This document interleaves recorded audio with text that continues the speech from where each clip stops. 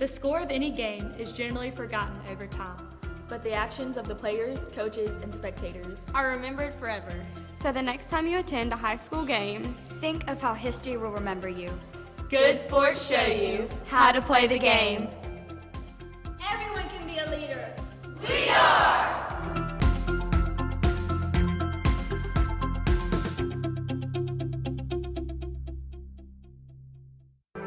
You're watching BCS Under the Lights, Courtside Hoops Edition, a production of BCS Media and Birmingham City Schools.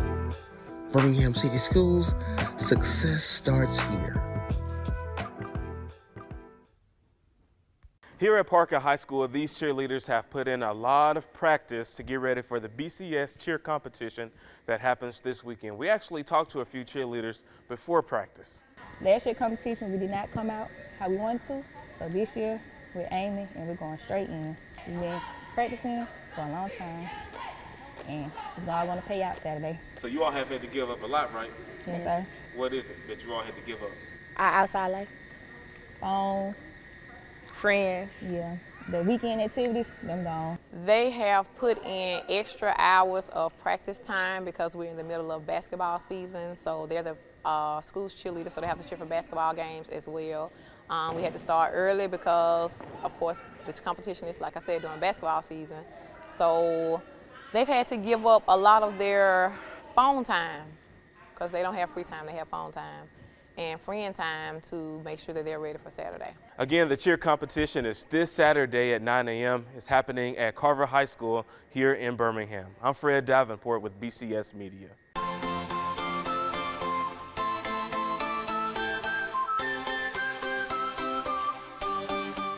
Well-planned and effective teaching and learning happens here daily and throughout Birmingham City Schools. The scholars in Birmingham City learn, excel, and grow into leaders who impact the community in science, technology, and education, guided by student-focused educators who genuinely care. This is the foundation for the future. I am Reggie White, a 5th grade math and science teacher here at Booker T. Washington and the 2022 Alabama Teacher of the Year. Birmingham City Schools, success starts here.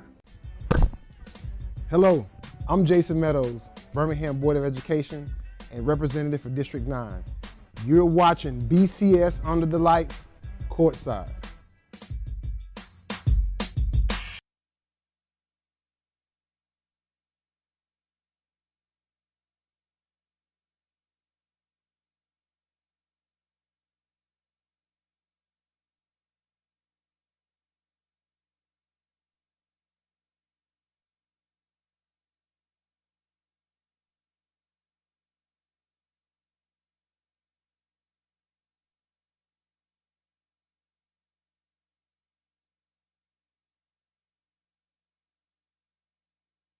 My name is J. Maya Retta. My name is Kiarsha Tinsley. And you're watching BCS Under Lights. Go Herd!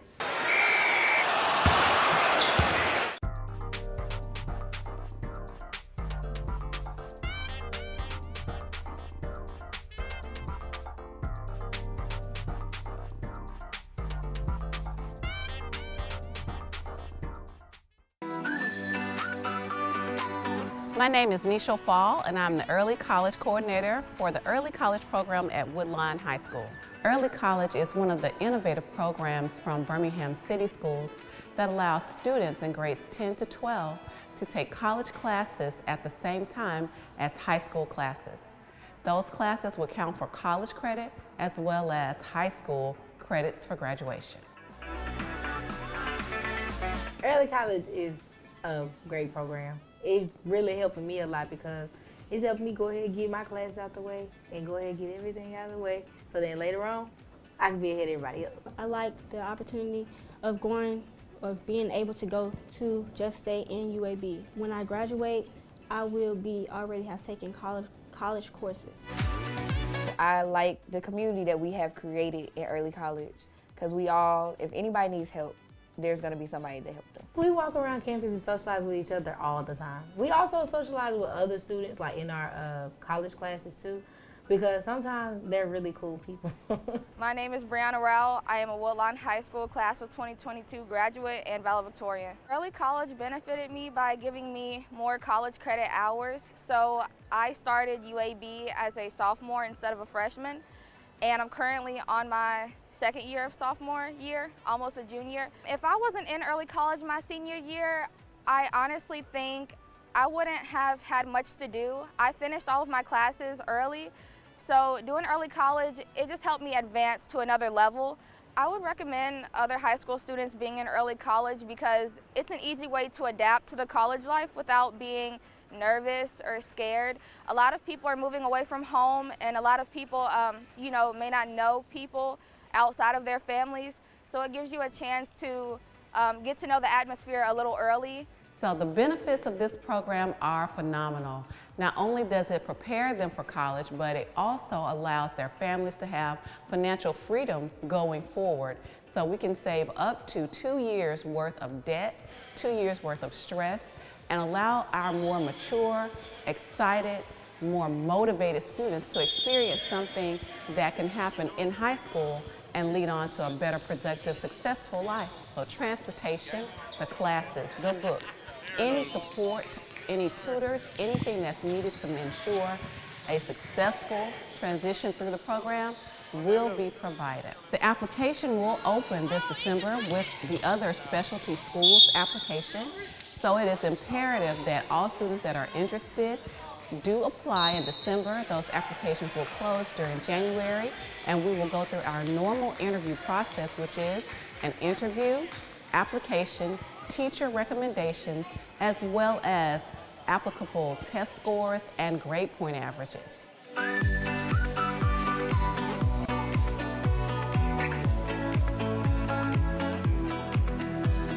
BCS.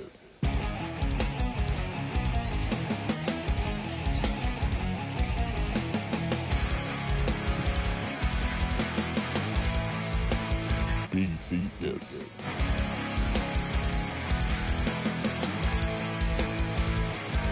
BCS.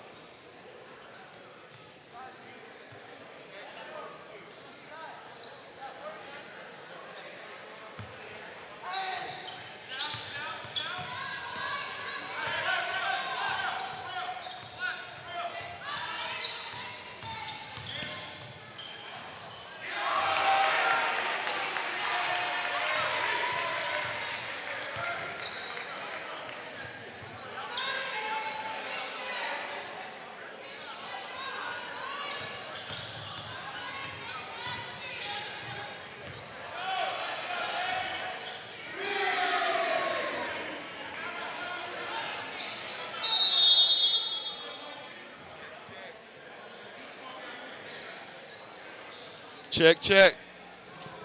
I can really, it's loud. I don't know. From Birmingham to the world, this is BCS Under the Lights. I'm your host, Steve Brown, with my guest host, Board President Neonta Williams. How are you doing tonight, Board President? I am wonderful. How are you doing tonight? I am doing outstanding. Glad to be here for our 9th broadcast of BCS Under the Lights. We got some great basketball. The Parker High Thundering Herd playing host to the Homewood Patriots. This is going to be an exciting contest on tonight. I said when I walked in the building, I can just feel it. I can feel the herd thundering. Absolutely. As we like to say, we could be homers when we're playing someone from outside of the district, and we are definitely all in for the herd tonight. Whether you are watching us on livestream.com, YouTube Live, or the NFHS High School Network. Let me say on behalf of our superintendent, Dr. Mark Sullivan, our outstanding Board of Education, welcome to BCS Under the Lights and Parker High School. We're here in the William Cap Brown Gymnasium. If you don't know, you will know before this night is over who the outstanding, historical, and groundbreaking coach of great renown from Parker High School is, and that's none other than William Cap Brown. As you see clips of the beautiful facility here at Parker High School where we are tonight, now you see the mighty Thundering Herd band, pep band coming in, and they are going to be rocking tonight as we get ready for tonight's basketball game. This is going to be exciting. The band is walking in, and they got smiles on their faces. I'm smiling back at them. That's one talent I never had, was the ability to play in the band, but I know how to enjoy the entertainment thereof. Now, our first game will be a matchup between the Lady Bison against the Lady Patriots from Homewood. It's a 6A Region 5 game, and you're getting bonus coverage of the B team game right now between Parker and Homewood. But we will be with you for the next few hours, and in that time, you'll see some great basketball and see some great stories about amazing things happening in the Birmingham City Schools. All of our programs can be watched over and over again on livestream.com/BCS. What's up, everybody? This is Mayor Randall Woodford, a proud product of Birmingham City Schools K through 8th. And listen, you're tuned in to the BCS Under the Lights. Keep it locked.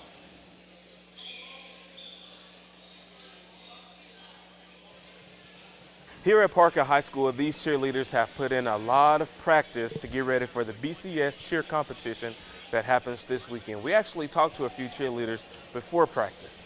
Last year competition, we did not come out how we wanted to. So this year, we're aiming and we're going straight in.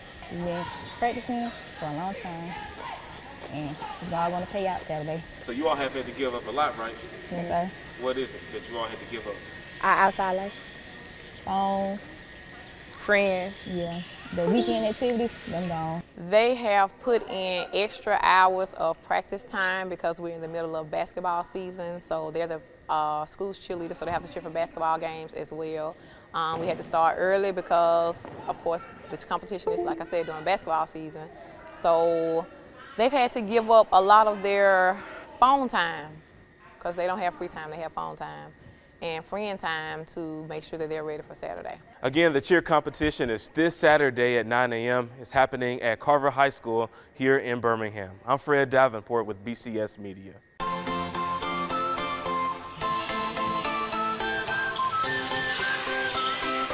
We're back live here at William Cap Brown Gymnasium on the campus of A.H. Parker High School. Yes, we are. At 6 p.m., Steve, we are kicking this game off tonight. It's going to be the ladies will take the court and the boys varsity will follow.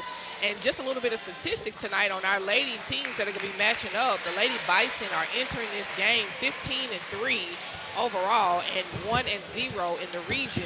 And the Lady Patriots are also, well, they're actually 18-5, and they are 1-1 in the region. So there's great promise of an awesome contest tonight. Absolutely, and all that being said, yes, it's going to be a great matchup as we hear the Parker Thundering Herd band kicking it up. We're seeing heads bob, feet stomping, and they are about to get it crunk on this Friday night. That's right. In Smithfield.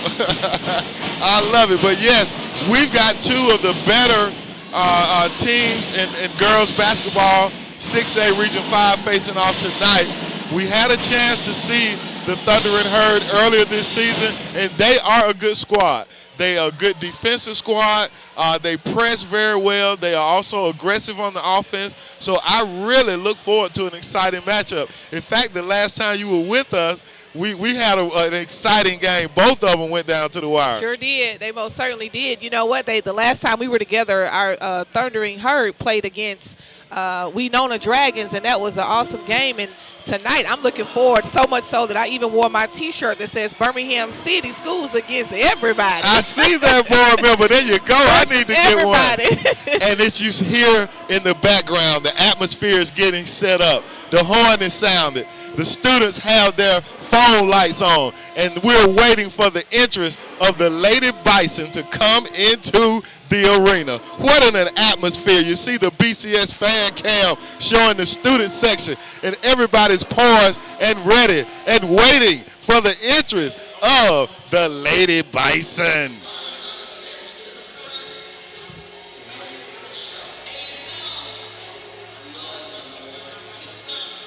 We are in for a show tonight, ladies and gentlemen. The visiting Homewood Lady Patriots have now come out.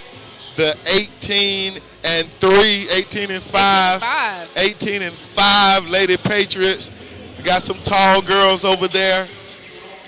Yes, we do. That the typical warm-up, they come out with the right energy, but I can imagine the Lady Bison is coming out shortly. We try to, here they are, taking the court now. And here they come. Taking the court. Both sides of the court they come onto. And the crowd goes wild. You know, there are many remarkable scholar athletes on the court for the Birmingham City Schools, but there are scholar athletes from the past, and we're going to talk about a few of them right now, Neonson. Yes. So you're absolutely right, Steve. There are definitely amazing, remarkable scholars currently in BCS, and then some alums that have come through. It's amazing the number of graduates that have gone on to great careers in the field of sports and law, medicine, military. The list goes on and on. Coaching, athletics, education, scientists, business owners, entrepreneurs. I mean, it goes on. And so it's absolutely incredible and a blessing to know that these on-the-court skills will take them into life skills that prepare them and propel them into success later on in life. And so it's just an absolute blessing. So our first feature highlighting BCS excellence is on one Mr. Robert Scott. Take it away, guys. Robert Rara Scott, you see circled there in his University of Alabama team picture. Look at those guys. Now you see up there at the top right, that's Reginald King from Jackson Olin, number 53. Wow. It may be one or two other Birmingham guys on here that number 14 may be a Birmingham guy as well. But yes, Robert Rara Scott was a tremendous player at the University of Alabama. He did get a couple of looks in the NBA, and then he came back and was head coach at West End High School, won 2 state championships there, and then went on to have a successful career as an assistant coach at UAB. Robert Rara Scott, he was outstanding, an outstanding basketball player from 76 to 79 under Coach C.M. Newton. The Tide won the SEC Conference title. He was the 4th round pick of the Golden State Warriors in 1980, played overseas for 6 years. Unfortunately, in 1999, Robert was diagnosed with cancer, and he passed away the following year. But he really is a staunch example of BCS excellence.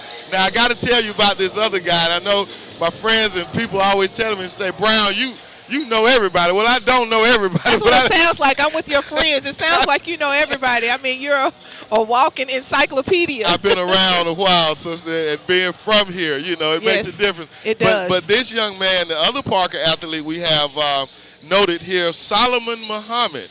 Solomon Muhammad is a BCS excellence. Young Solomon came from Council Elementary School, where I was the principal, and his mother was the teacher, Miss Jessica Muhammad. But Solomon came on to Parker High School, was an outstanding quarterback, running back, receiver, linebacker, and safety on defense. He was a field goal kicker, kickoff man, and punter. Went on to Alcorn State, won a couple SWAC championships there. Wow. Was an outstanding linebacker. Did play some time in, I want to say, indoor football. And now he's an assistant coach at Vicksburg High School in Mississippi. Wow. Solomon Muhammad class of, I want to say, about maybe 2014 or so. Now we're going to go down to the field and talk to the head coach of the Lady Bison with Fred Davenport. All right, that's right, Steve. We have the head coach here. Talk about how you feel about this game tonight. I feel great about this game. We've been practicing for it all week. We've been watching film, making adjustments that we need to make based off of what we've seen Homewood do in the past. They're a really good team, have some really good shooters, so I feel like it's all going to come down to us playing some good defense tonight, knocking down our free throws, and it's all about who wanted the most. Yeah, I was going to ask you, what do you see some of the challenges, what challenges could be there tonight? They have a really good big, actually 2 bigs, and a couple of good shooters, outside shooters. As far as challenges, if we don't come out and do our job and get on top of them early, we're going to struggle in the half court with their 3-point shooting. We will struggle, but I think that we have the speed, and if we stay vocal throughout the game and just talk to each other, call out the screens, box out, and rebound, I feel like we'll be good. We'll be pretty good. All right, Coach, I'll see you at halftime. Thank you. What do you think, Neonta? Sounds like she has everything covered. It really does. And you know what? You listen to, you talk to players, you watch the players' energy doing the warm-up, and then with the interviews, and this is so awesome, this opportunity, you get the coach's game face. She's ready. You can tell that she has done her research. She has watched game film. She knows where the challenges are going to be, but she also has confidence in her squad. And so, no matter what they bring, as long as they're not going to probably be able to defend all the threes and stop all the 3-point attempts from going in and maybe block all the shots of the bigs, but she knows that's where her challenges are. So when you can make up for it in other areas, it's all good. You're ready to play. Absolutely. I think that's a good sign for the Thundering Herd. Yeah. And listen, I would just like to jump back real quick just to say, you were going over Mr. Ra-Ra. Let me not mess up his name, Mr. Ra-Ra Scott and Mr. Muhammad. And I'm just thinking, success really does start in BCS for these opportunities to come through. One thing we do not know, and I say this all the time, you know how many seeds are in an apple, but you don't know how many apples are in a seed. And so when we think about that, it's like we never know what's going to come out of these athletes, and this is awesome to see the fruit of BCS. Absolutely. We're going to go down now to an interview with Homewood's head girls basketball coach. Take it, Fred. All right, so that's right. We have an interview with Coach King with Homewood. Coach, a very big night for your girls. Talk about how you feel and also how the team feels. Well, Parker's a really good team. We're excited for another area game. It's our second one this week. We know we'll have to play a little better than we did Tuesday against Minor to come out tonight. What do you think some of the challenges could be tonight that you all could see? Parker's got a really fast, scrappy bunch, so we're going to have to limit our turnovers. We had too many on Tuesday, so definitely going to have to take care of the ball better so we can get into some sets. You talked to your girls before the game. Just talk about how they felt about coming out tonight.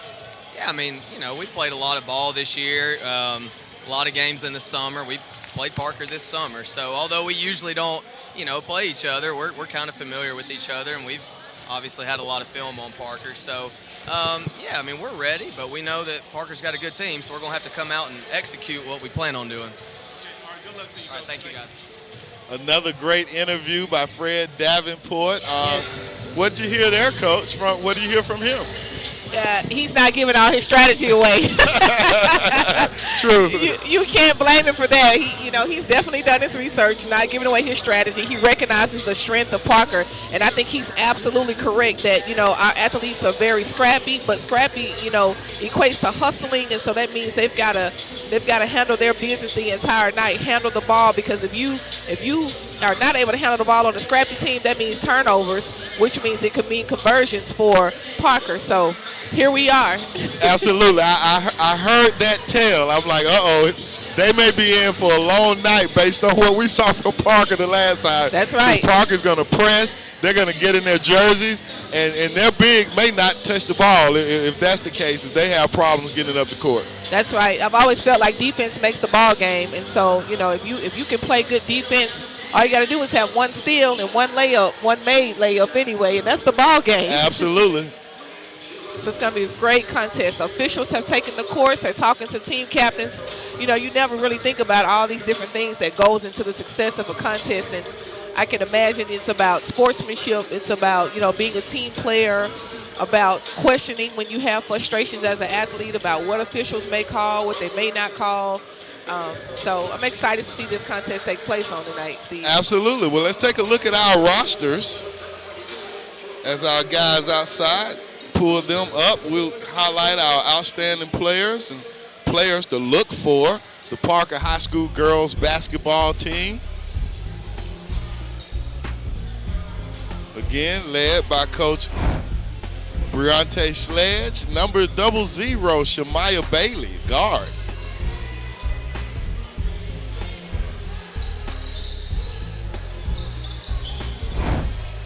Carolyn Hill, forward.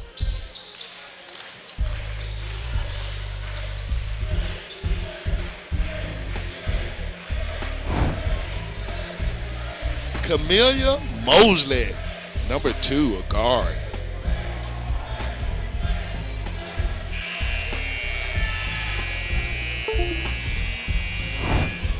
Number 5, Kamila Dabney.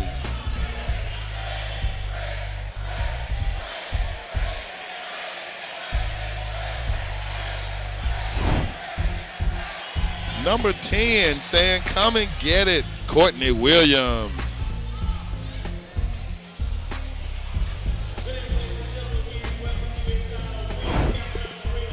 Otisha Towns, number 11.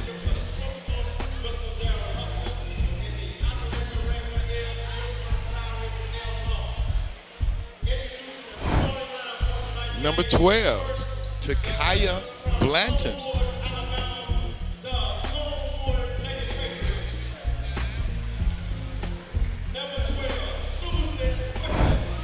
Number 13, Ebony Belton.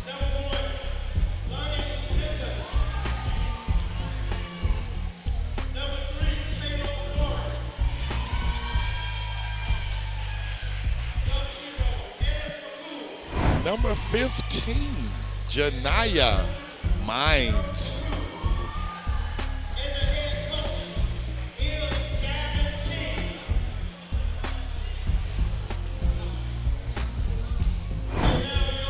Number 22 for the Herd, Tanaya Smith.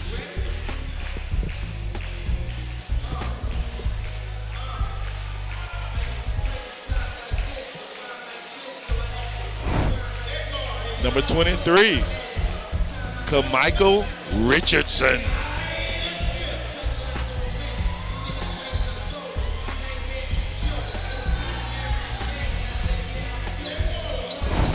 Number 24, Kelvin Chambers.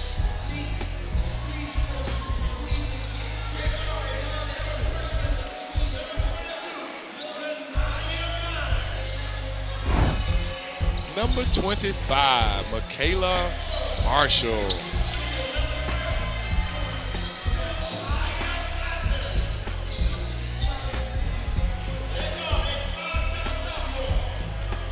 Those are your Lady Herd. And now the introductions have been made here in the stadium. The cheerleaders are coming out the field. Everybody's rocking. The DJ is on. The band is prime. The fans are hyped, Keontae. Are you ready? I am ready. We better be ready.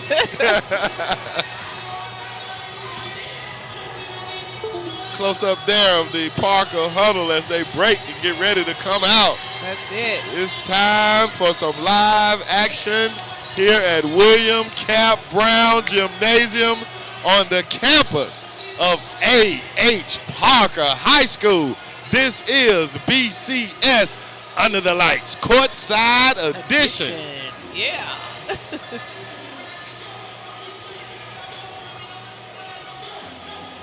So glad to see all the fans out, the parents, the future Bison little kids from neighborhood area around the school, seeing their big brothers and sisters and cousins playing. I just love the family atmosphere that we have in our BCS gymnasiums and on our courts and fields. It's really good to see. Looks like the officials recognize that the nets are caught under the goal. Yes. Trying to unhook those. I think he should go and jump up there There it is. Look at the band. The ready. drum major. Ready. Ready. The resourceful drum major getting it done.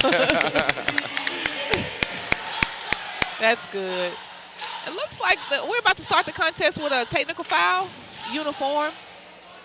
Logos on the uniform. You know, it's as officials, we do not enjoy being the uniform police, but from time to time, you know, we may be unaware of how the National Federation of High School has, you know, specifics on how uniforms are supposed to look, and so it looks like something about Parker's uniform is in violation, and so starts the game with a technical foul, and so Homewood gets 2 shots.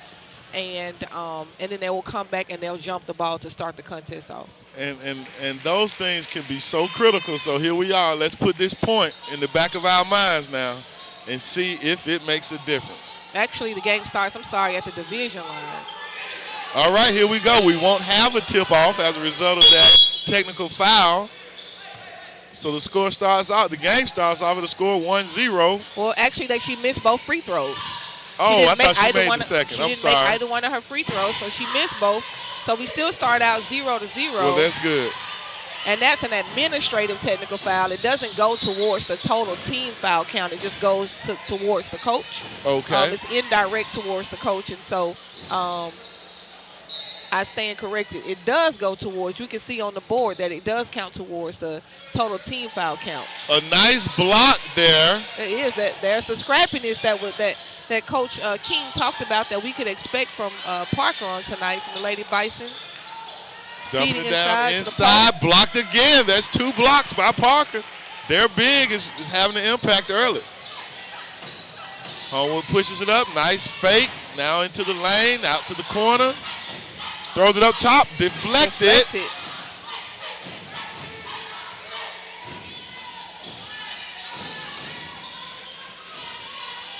Jumper underway, no. Rebound, though, and a putback. And they also put the point. So I guess it's 3 now. You know what? I guess she did hit it. Maybe I missed that. I'm sorry. I must have had my head away from the basket when she made that free throw. You are correct, and I am incorrect. So Parker comes away with the rebound. I mean, Homewood does. They put up a 3. No. Almost over the back violation, but she pushes it up. Deflected. Players collide. Now they're selling it down.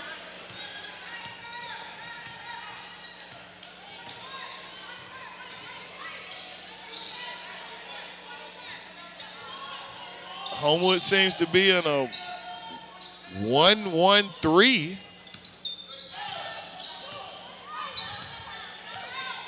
Looks like they're spreading the floor. Parker trying to figure it out. Coaches almost at half court. Oh, they're trying to get a timeout. They're not hearing it. She's trying to call a timeout. Coach is going down there to get her timeout. You gotta have better court awareness on this. Oh, I'm telling you, she was like, my goodness now. Yeah, we don't want them to look up and think she's across the division line and then give her a technical foul exactly. for being out of the coach's box. Yeah, I looked to my left and she was she's already out there.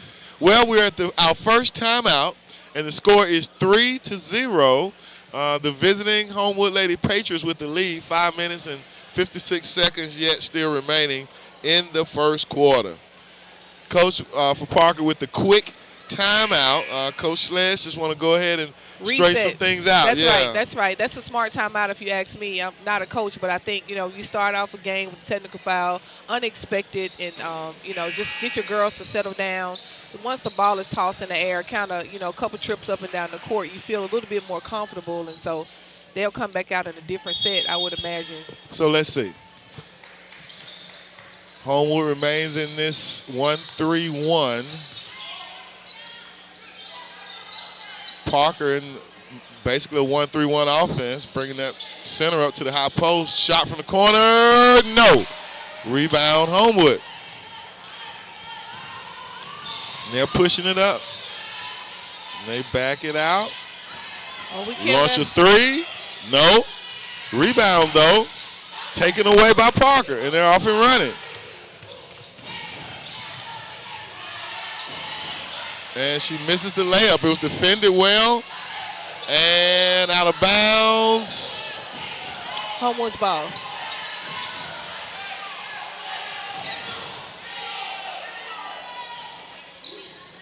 And Parker's pressing.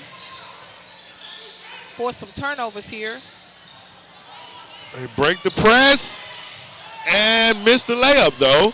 Rebound, Homewood. Ball's on the floor. Parker's down with it.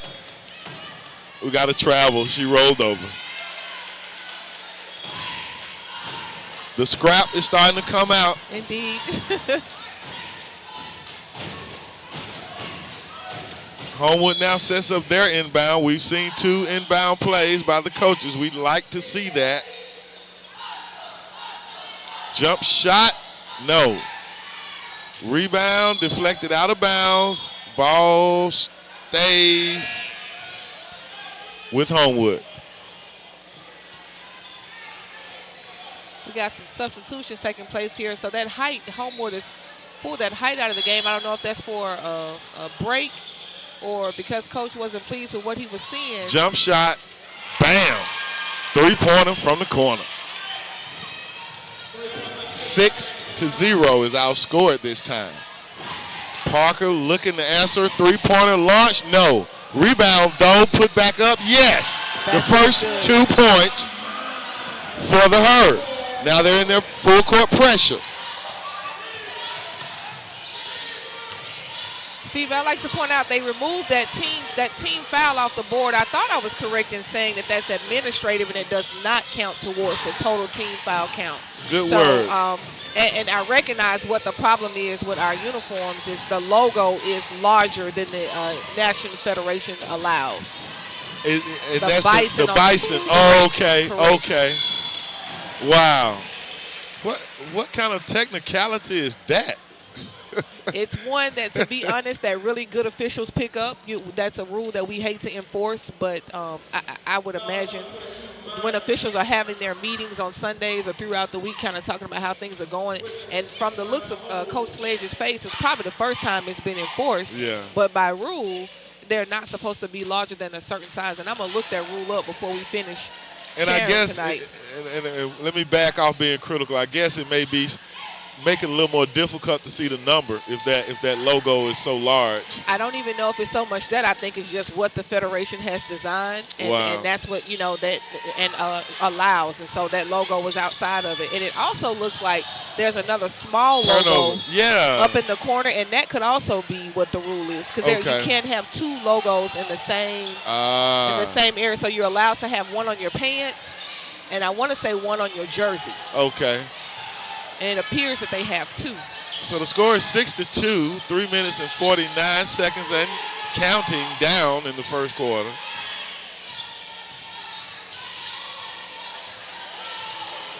I know one of the things Coach Sledge said she was looking for tonight was, big defense and them communicating well. So it looks like the ladies are communicating. Oh, not that time, though. That was easy. Yes, 8-2.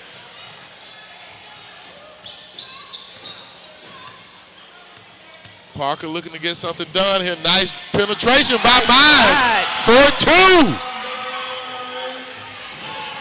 Nice drive to the rack. Homewood throws it away. Stolen by Parker. She's pushing it. She's pushing it under much duress. Gets it over to Mines for 3. No. Tie up. Jump ball. Homewood ball. Good hustle. Like those hustle plays.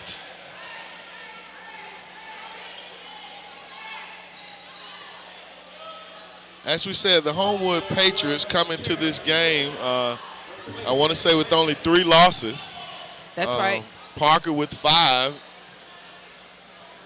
Region 5, 6A games, so it matters. Both teams with great records. Mines on the penetration, no.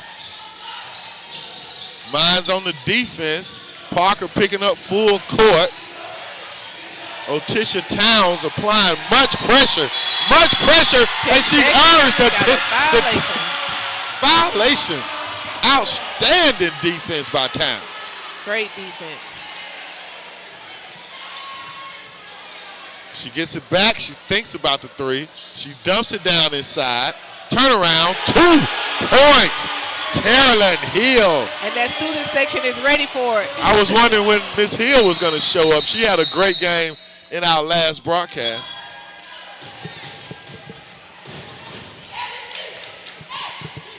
Game clock didn't start.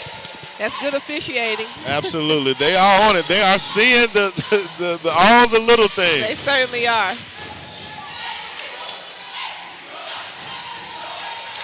Parker's extended that defense. Homewood trying to set some picks up top. And it was blocked by Carolyn Hill. Get it out, she said. Long arms, long frame. Yes. Using it. Yes. Nice deflection, quick hands, great defense. We saw some great under the goal inbound schematics and some great under the goal defense. Homewood gets it in, back to the corner. She pump fake, steps back for the three. No. Blocked. Block shot.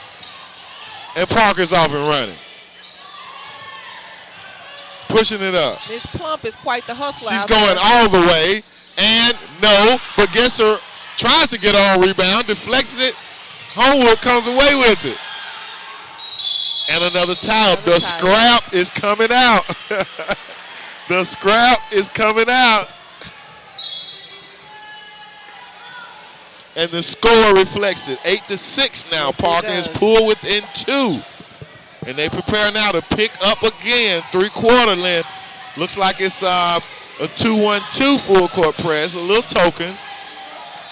They didn't come as hard that time. Got about 1:45 left in this first quarter, and it's pretty exciting. Yes. Nice jump step block by Hill again. Another block. Deflection. Good defense over there by Mines. Stand in front of the Patriot guard. Jump shot launched. No. Rebound Parker. 1 minute and 20 seconds. Parker pushing it up. Dumps it to Hill. Soft touch. Bam! Nice soft touch. Carolyn Hill! Go, girl. Do your thing. Sometimes it's better to come off the bench. My goodness, Carolyn Hill. She's looking good. That's a steal. Another steal by the Herd. Oh, deflection. But Towns gets it. No. Rebounded by the Patriots. Stolen. What hustle. Deflected out of bounds. Okay, the Herd is here. The Herd has arrived. The Herd has arrived. The Herd has arrived. Parker back to this full court pressure. Not man to man, but they've got him throwing it back and forth. Stolen. Stolen by the Herd. No on the 2 points, but they get the rebound. Hill gets it. Inside, jump shot, Towns. No. Rebound, Homewood. Score still knotted at 8. Parker not relenting. Parker pressing, trapping. Homewood trying to break it. They throw it away. They throw it away. 28 seconds remaining in the first quarter. Score knotted at 8. Coach Sledge's girls have shown up. I think that early timeout, as you said, was a great move. It was very effective. Ms. Dabney, number 5, subbed in. First quarter winding down, 20 seconds. Over to Hill in the corner. Hill up top. Over, swings it over to the opposite corner. Penetration, layup, 2 points by Tanaya Smith. And Parker takes a 2-point lead. Oh, she travels. Yes, she did. Oh. Yes, she did. The pressure bust pipes, and yes, looks like it it's happening. I don't want to be seconds. too premature, but this is exactly what we came out for, exactly what both coaches talked about. It just indicates that they've done their homework. That's it. Highly anticipate what could happen. And what a phenomenal second half of the first quarter by the Lady Bison. And we're going to go down to Fred with the esteemed principal of Parker High School, Principal Darrell Hudson. All right, so we have Principal Darrell Hudson here tonight. Principal, talk about the culture of A.H. Parker High School.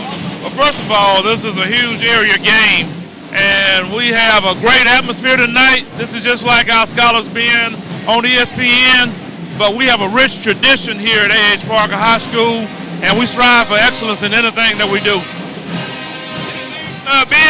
Anything big coming up? Well, we have another great signing day for football in February. We had one of our scholars, Khalifa Keith, who just signed to go to the University of Tennessee. So we're really excited about that for Khalifa. And we have some more that have made commitments for the spring signing day.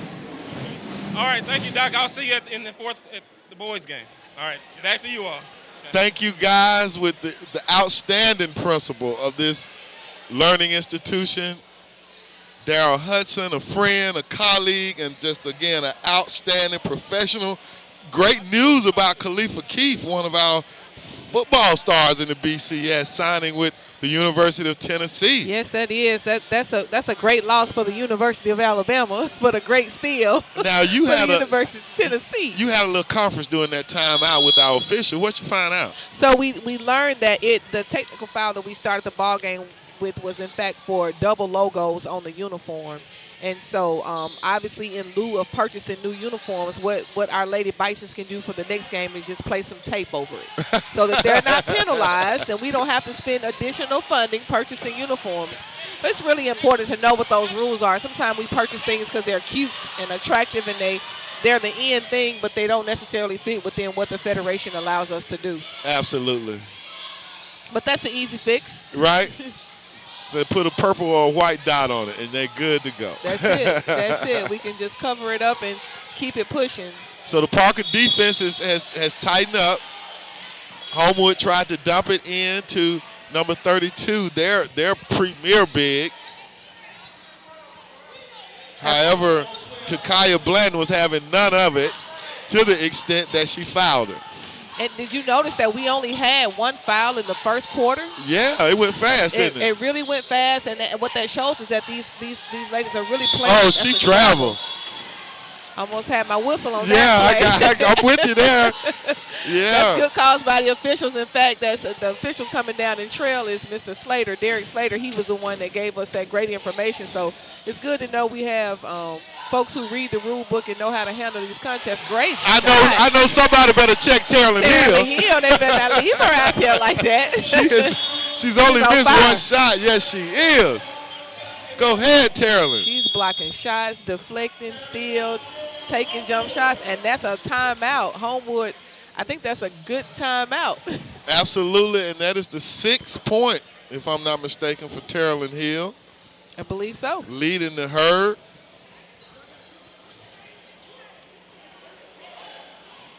Timeout now by Homewood as you're getting a look at the Parker huddle there. Coach Jackson giving his instructions. Coach Fagnan, Coach Sledge looking on. Coach Spearman putting there. I love to see coaching staffs collaborate. Absolutely. And, because no one knows it all. No one sees it all. And when you can collaborate and see what your guys and girls are seeing, I think that bodes for good advice to your team. Absolutely. And I love, and on the flip side, I love the intensity in the players' eyes listening to those coaches and paying attention to what they're saying, and then they'll come out and execute with understanding. So you're right. It's nothing like that collaboration. Parker comes out in the stack to get it in. They're moving the ball around. Towns looking. Penetrating. Teardrop. Yes! And one. And a foul. Tanaya Smith. Ms. Smith is really tough. With her second basket. 5'7" going to the rack as a freshman. Isn't that something? Looking for this 1-point conversion here on the free throw line. Basket and she is makes good. it. That's 5 points for Miss Smith. Under duress, and she turns it over.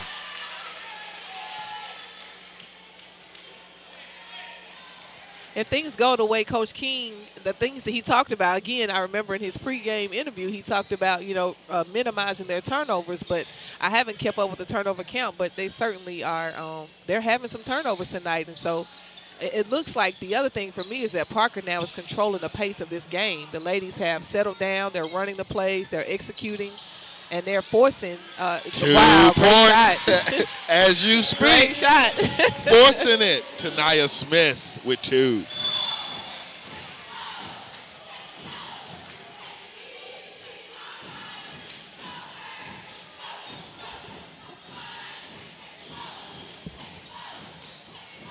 Homewood frantically now looking around, trying to get it up. Parker backs up, no big pressure this time. But they are hawking. They are hawking. Nice roll. Have to kick it back out. Nice penetration. Block. We're in for a contest tonight. Blanton. That was a nice clean outlet block play. Beautiful block by Blanton. by Blanton. Takaya, she blocked that shot like the timing was perfect. She did. Hill has 2 blocks. Blanton has 1. Teardrop, that's her shot, man. That's it. To Nia Smith. Oh, now it's Hill's turn. Then it's Smith's turn. The Herd are warming up. I think you used the word earlier, frantic, and you're absolutely correct. It seems like Homewood is not Blocked by Hill. Block shot by Hill. You're right, Deonta. And a foul. If Homewood doesn't settle down, looks like coach has called another timeout. This could get out of control. It could. For them, but in favor of the Thunder and Herd. Into the line for the Herd, number 11, Otisha Towns. Got a timeout call here by Homewood.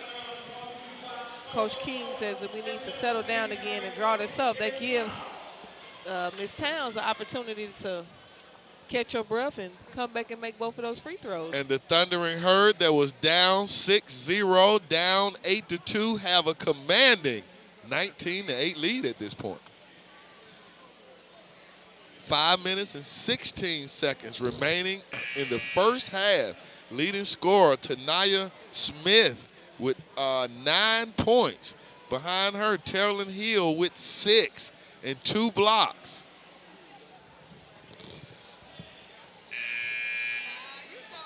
I'm trying to think of what these girls are not playing like bison. No.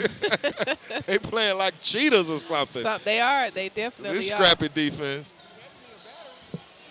I love to see small players play big. Absolutely. It's a matter of the heart, and they certainly are. They're playing like it. Right.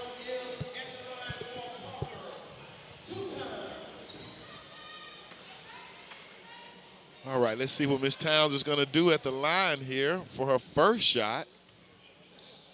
She's a phenomenal three-point shooter, too. She hasn't even got fired up yet. Nothing but net. Otisha Towns.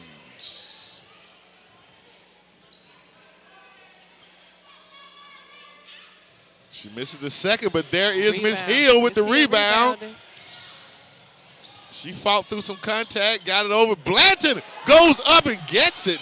Way to go get the ball, Miss Blanton. You didn't make the shot, but I love to see bigs be aggressive and go get the ball. Yeah, go get it. I think that's her second foul. And you got Miss Plump coming back in the game, who's another scrappy defender. The Herd in the full court pressure. She's not careful. She's almost carried there. She's not under much control, but they found the girl in the corner for 3.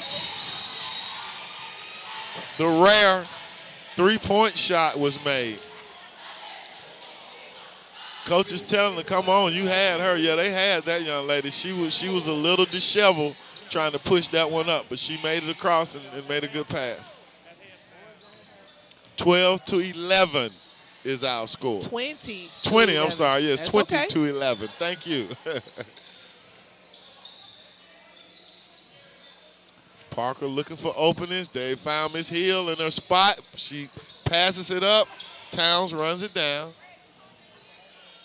Hill doesn't really shoot a three-pointer, but she'll kill that mid-range. Towns, bam! There it is. I knew it was coming. We just talked about You it. called it up. You said it. This is your gym. This is your court. That's right. And she hustles back and creates a steal. turnover. A tie-up at least. Now what about that? Shoot the three, comes down and plays awesome defense and creates a tie-up. Tie-up. That's it. Causes nearly a, so actually it was a turnover, and they were able to get possession of the ball back. That's right.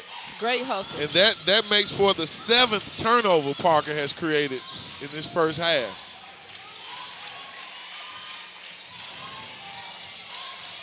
Homewood trying to run a weave to get somebody open, combining a few picks here and there. Parker's having none of it. They're standing their ground, playing They're in their good face, defense. and it's tough. It's tough to, you know, that's it. You can cause a high level of frustration Yep. when you stay in their face. And, you know, he called it scrap. Coach King called it scrappy, but it's in your face, hustling all the time. You got to work for your points type of ball game.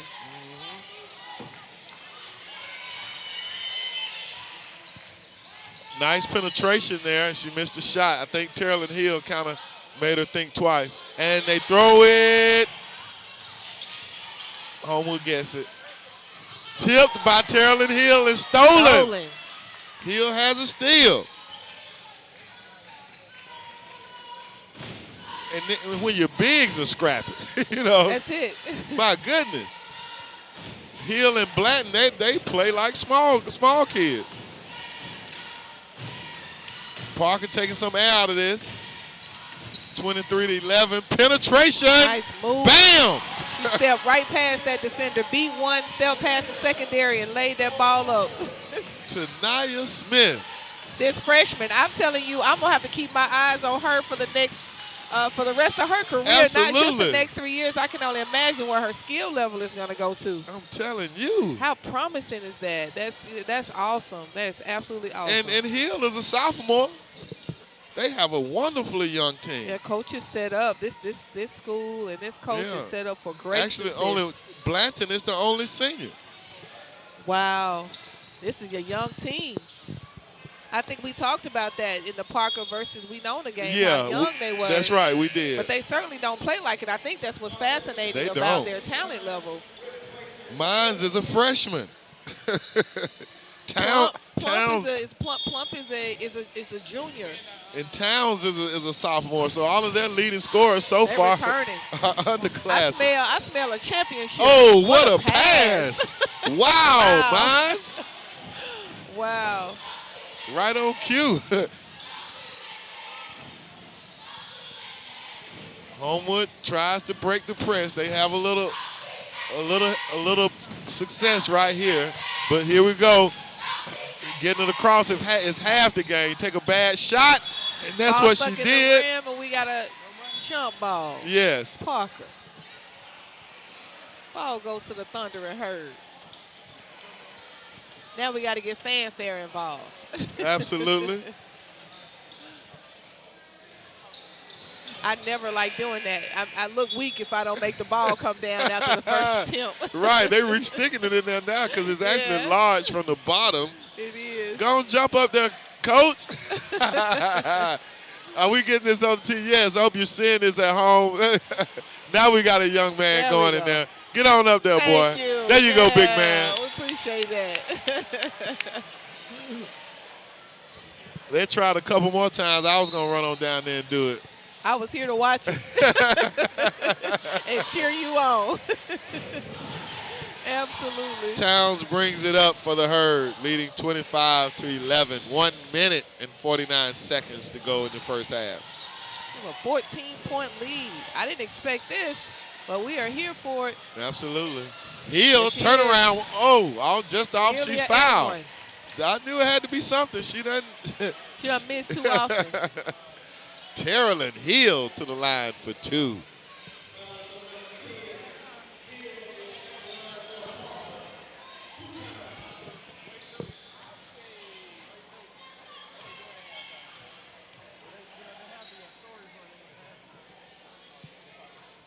Swish.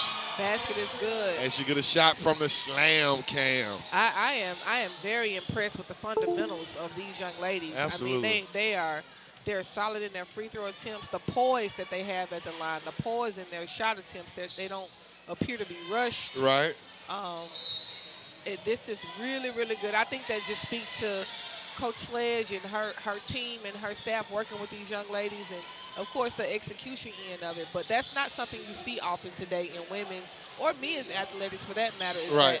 That fundamental. We have the athleticism, but that fundamental is not always there. That's right. And I'm seeing at least 5 girls that can play at the next level. You know that better than I. Absolutely. I actually think I just saw a coach walk in the gym. Okay. So, quick foul. Homewood, I guess they ready to get a foul then to put that, allow her to make that layup. Maybe so. And so we have a side out with 1 minute and 15 seconds remaining in the first half. Parker inbounds it. Towns to Mines.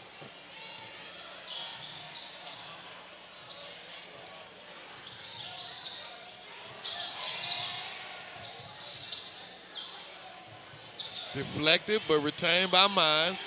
She's scrappy. It's going to take a lot to get it from her. Nice awareness. Blocked, though.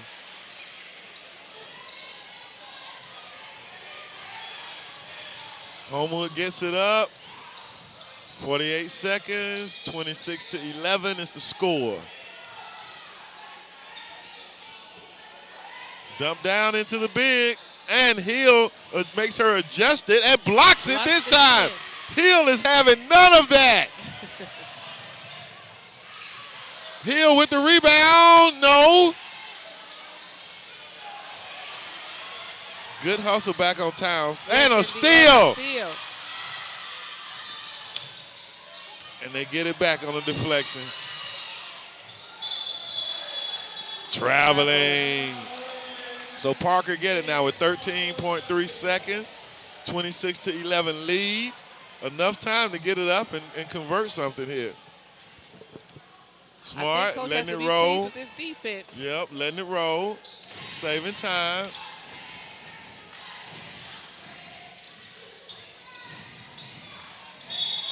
She traveled. Yeah. Looks like her foot slipped. It did. 10 seconds. Homewood will inbound. 10.1 seconds to be exact.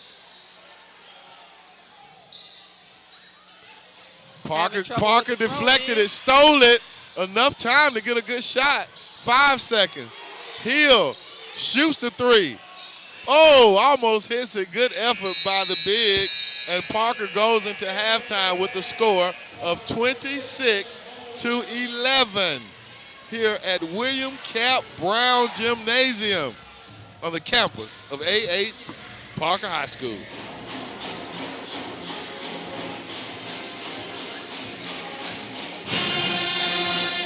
All right, we're going to send it down to Fred Davenport on the court with Coach Sledge before she goes into the locker room. Take it away, Fred.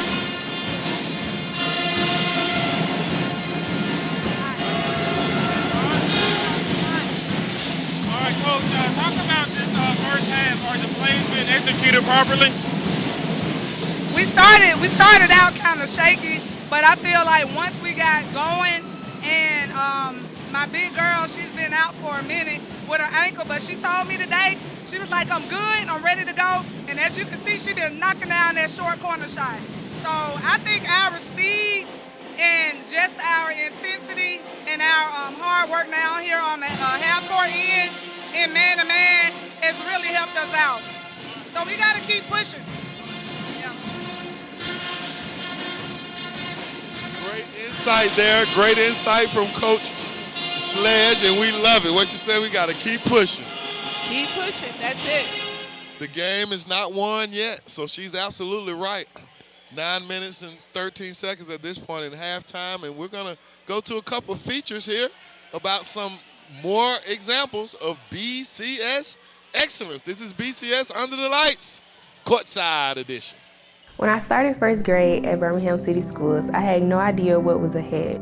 My teachers nurtured my passion for math and science. I studied alongside high-quality educators at Ramsey High School's Engineering Academy.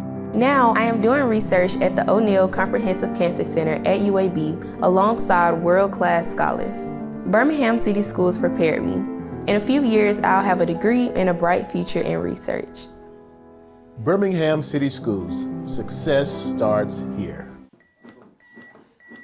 These students at Parker High School in Birmingham are learning how to save lives through CPR. I just saw a hand move. They are gaining knowledge and skills in the Fire Science Academy. Sophomore Cartier Wright says he's learning a lot of valuable information. It's a fun class, for real. Like, I recommend it for like most ninth graders or people who want to be firefighters in life. It look like it's fun saving people's life. And rewarding. 80% of calls in the fire service are medical calls.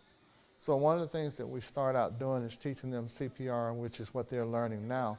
And we teach life-saving techniques as well as EMS, and also not just EMS, but how to use the AED. Wake up, wake up. Still not responding, so you need to take them to the hospital. Chief Christopher Thomas, a retired Birmingham firefighter and now the instructor over this class, he says the overall goal is to get the students interested in becoming firefighters after high school. Especially in this area because there's such a shortage of firefighters now. What we do is basically train them to become certified volunteer firefighters. That certified volunteer firefighters is a 3-week bridge program that they can go through to become paid firefighters. The Academy has a partnership with the Birmingham Fire and Rescue Service. They provide equipment and bring their fire units to the school for live demonstrations. Chief Thomas says the students take hiring tests annually through the Jefferson County Personnel Board. Meanwhile, Wright says his instructor makes the program worthwhile. Chief Thomas, he a good guy. Like, he a good teacher. Like, he not one of them teachers. Like, you know how some people complain, like, oh, he too strict. Like, he might get on us from time to time. But it's like he do that because he want us to succeed, like, as black men in this community and, like, in this city. And possibly save lives, fight fires, and preserve property. For more information about this program, visit bhamcityschools.org. I'm Fred Davenport with BCS Media.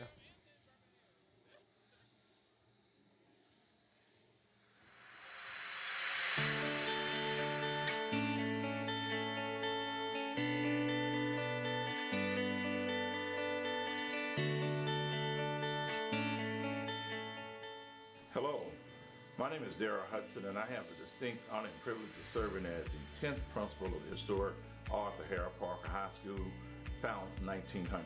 Arthur Harris Parker High School is centrally located in the Smithfield community, where we almost have 800 scholars here on our campus. Some of our highly sought-out programs include our Academy of Urban Educators, as well as our Academy of Health Science, where we are producing future teachers and leaders along with professionals in our healthcare industry. Here at A.H. Parker High School, also known as the U, there's a plethora of organizations and opportunities for our scholars, such as our athletic program, our fine arts program, and more importantly, organizations that we have here on campus, robotics, HOSA, FBLA, just to mention a few. So you can be more than a student here at A.H. Parker High School, and we ask all of our scholars that are here on our campus to become more involved with the different activities. Here at A.H. Parker High School, we have an amazing faculty and staff that will ensure your most prized possession receive a quality education each and every day and a safe and nurturing environment. Our goals here at the historic A.H. Parker High School is to provide a quality and nurturing environment for all of our scholars. We want to improve our ACT scores, our college and career ready goals, as well as provide an opportunity for our scholars to excel and build that foundation, so once they leave us, the sky will be the limit, that whatever their heart desires, they can achieve it because they can believe it here at the Thurman Herd. What's the word? Thurman Herd, the U.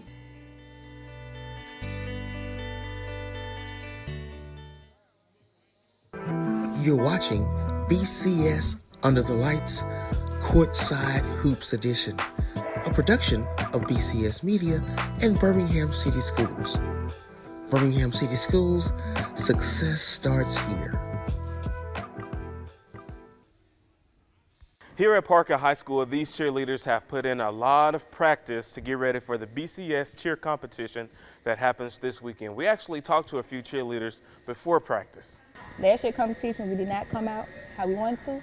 So this year, we're aiming and we're going straight in. We've been practicing for a long time. and it's all going to pay out Saturday. So you all have had to give up a lot, right? Yes, sir. What is it that you all had to give up? Our outside life. Phones. Friends. Yeah. The weekend activities, them gone. They have put in extra hours of practice time because we're in the middle of basketball season. So they're the school's cheerleaders, so they have to cheer for basketball games as well. We had to start early because, of course, the competition is, like I said, during basketball season. So they've had to give up a lot of their phone time because they don't have free time, they have phone time and friend time to make sure that they're ready for Saturday. Again, the cheer competition is this Saturday at 9 a.m. It's happening at Carver High School here in Birmingham. I'm Fred Davenport with BCS Media.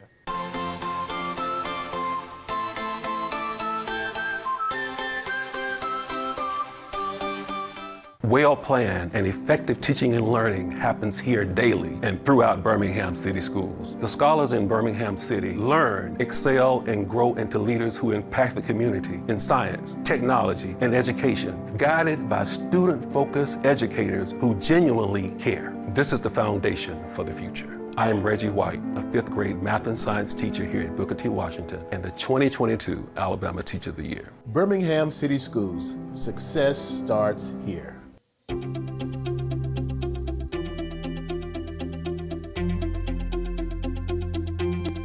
The score of any game is generally forgotten over time, but the actions of the players, coaches, and spectators are remembered forever.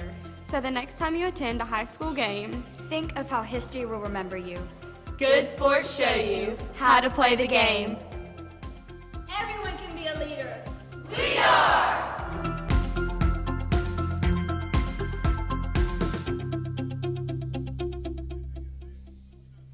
My name is Jamaya Retta. My name is Kiarsha Tinsley. And you're watching BCS Under Lights. Go Herd!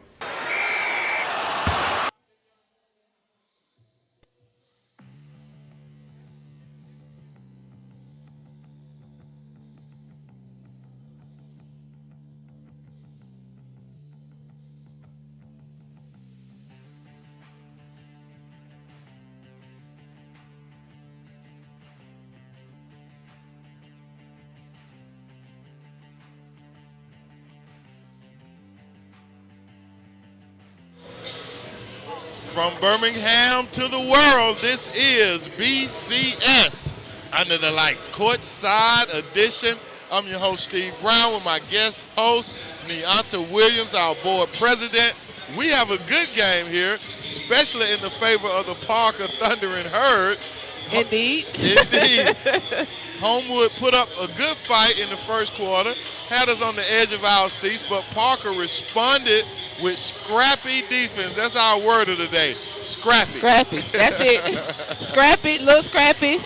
Absolutely. That's exactly what they're executing. I mean, as we talked about in the pregame discussion, these young ladies, both of the coaches have done their homework. You know, Coach King with Homewood talked about what could be their Achilles heel, and exactly what he talked about, I believe, is exactly what has Parker, the lady Bison, 15 points ahead of them. He talked about, he knew that Parker was fast and scrappy. He wanted to limit his turnovers, and he wanted to execute. And he can't get to the execution because of Parker's scrappiness and their ability to cause the turnovers. And the freshman, Tanaya Smith, she has 11 points, and she is really having an impact on this game. In fact, she is. And so, I mean, it is awesome, to see Parker talked about trying to block those three-point shot attempts, and that's exactly what, they've been doing. I think Homewood has made a few attempts, but I've only seen conversion in one of those three-point attempts. And so, here we are about to start the second half, and the possession area is pointing towards Homewood. So the Lady Patriots will start this third quarter, And you mentioned something there, like you said, they really haven't tried many threes because the defense haven't allowed it. Has not allowed it. And Parker is off and running. Right off a turnover, a missed shot, but got the rebound right back. Mines with it in the corner.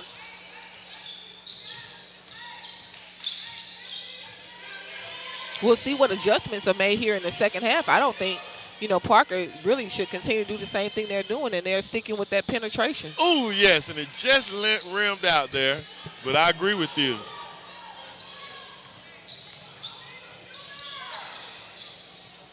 Jump shot off. Mines with the rebound, and she's off.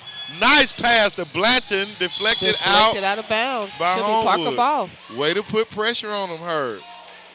Parker sets up their inbound. You know, Coach mentioned just before halftime that Hill had been a little injured. Yes. And so, yes, looks like she's come back much stronger. She said, Coach, I'm ready. Put Yeah, me in, Coach. that's right.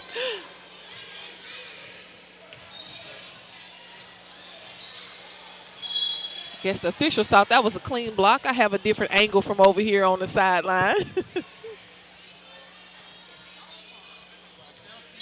Parker sets up there under the goal inbound.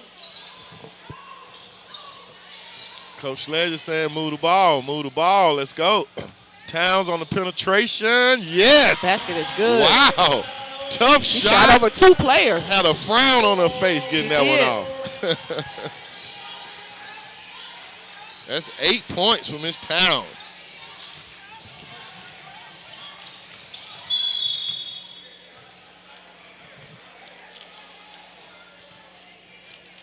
Good defense there, making it hard.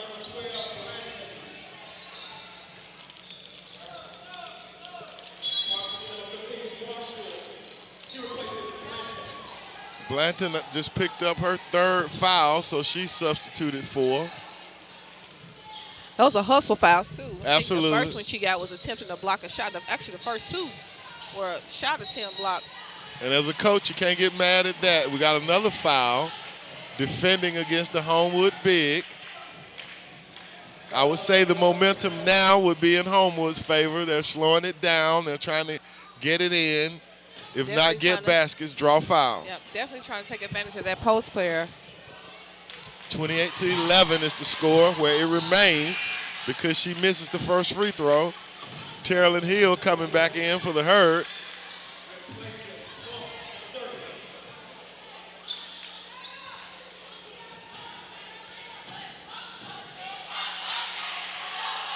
Slam cam shows us that she misses the second, but Homewood gets their own rebound here, and they launch a 3. No. No good.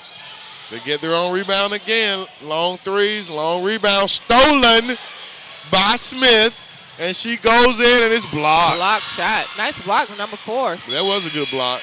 Credit Good where clean it is block. due. Yes. Absolutely. And she showed good speed getting back. She did. Her coach has to be pleased with that. Homewood subbing in 4 athletes. This may be Parker's time to strive right here. It is. You know, when you start bringing secondary in, it's not like it's going to get better, so it's time to take advantage of that. That's right. And they're going against Parker's starters. Hill misses that one.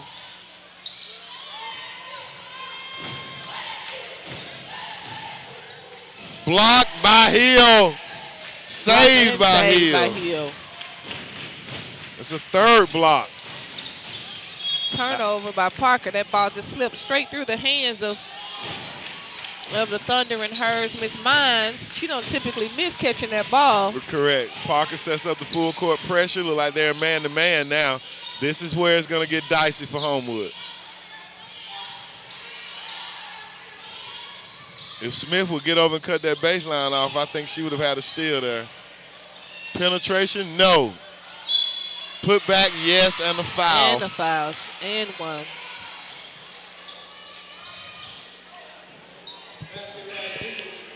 That foul is against Miss Mines. Maybe she's a little frustrated.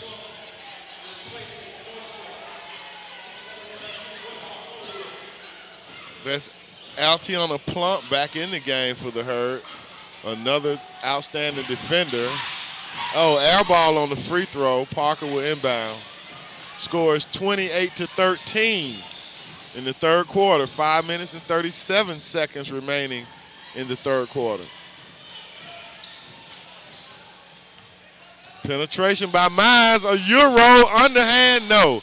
Contact, and she gets up and runs back. Good hustle. Cross-court pass in the corner. Launches a 3, no. Rebound, and these ladies are crashing the board. Oh, Plump, that was somewhat of a lazy pass there. Penetrating kick out, no. Homewood, if they are a three-point shooting team, they are really off tonight. Mines and one. Good. Plump to Nia Smith, and she converts and draws the foul.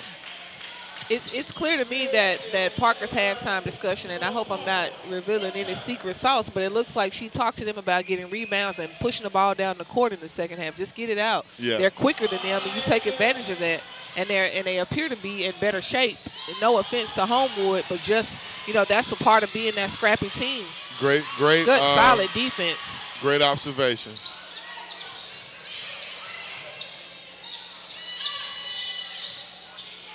Off on the three again. I can tell that Homewood certainly probably has some statistics around being a three-point shooting team, because that's just about every shot attempt that they're making, but the ball's just not going in the hole for them tonight. It's definitely working in the advantage of Parker. Right. You know what they say, live by it, you die by it. That's it. And ran into a brick wall. Right, she did. She tried to penetrate. That's good defense by Homewood.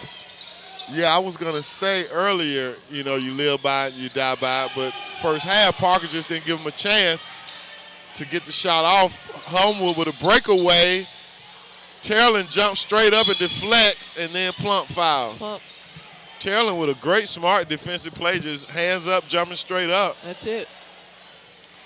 But, yeah, this second half, Homewood is getting that three off, and it's just not going. They go to the line now for 2 free throws. She makes the first. 31-14 is our score.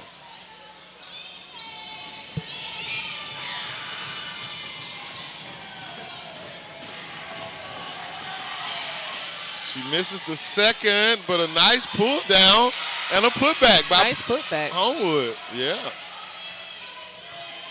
That was one of those, look what I found. Yeah. The ball rolled right into her hands.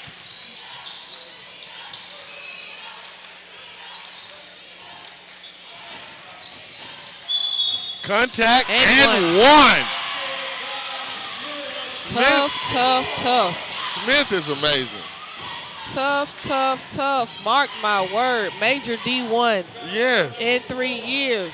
And I hate to say it, with no improvement on her game right now. None whatsoever. She's solid right now. College coaches wouldn't want to hear that. No improvement. But no improvement needed, but yeah. As my little nieces and nephews like to say, it's up from here. Yes, I like that. It's up from here. 34-16. Nice defense. Mines gets it out. She got pushed in the back, and it was deflected out of bounds. They play a lot of team ball here. I really like that. I don't see any selfishness amongst this team. I see when they're driving to the basket, especially on fast breaks and steals, there's always 2 running down the court at minimum. They're looking to pass to each other and not forcing unnecessary layups. Oh! That's a good shot. It really was a good attempt. Good deflection. That old school tap from out of bounds. That's right. 3 minutes and 20 seconds remaining in the third quarter. 34-16 is the score. Parker in the lead with some great defense. Oh, she was out of bounds. Hill gets that steal. That's her second steal, and she pushes it up the court.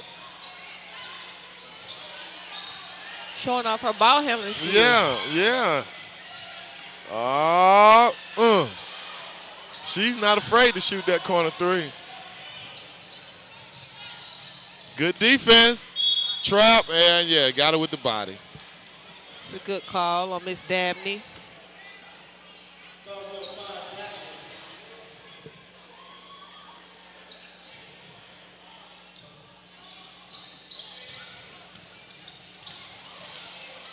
Nice left-handed shot. I give it up. Good nice left-handed shot.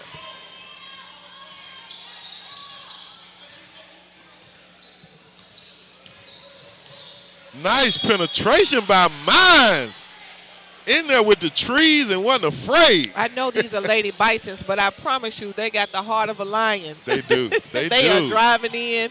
They are penetrating. And, I mean, I would imagine when we get to state, because we're going. Yes. I mean, she went to that girl's chest. She did. Took She it did. to her.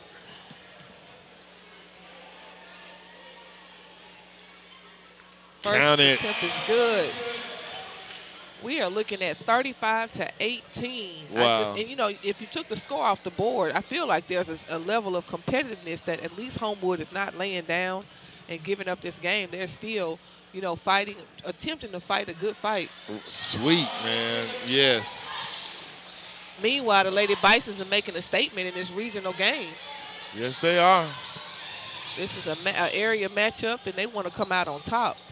I mean, after that first minute, they've been on fire ever since. Towns with tremendous defense. Homewood players running into each other. They try to dump it at the high post, scrapped away, and she fouled her. Yes, she did. She couldn't grab the ball, so she grabbed her shoulder. I said, whoa, that was a referee instinct inside of me. Yeah. Like, whoa. She did. That's just a frustration foul, but it's a really impressive contest here tonight.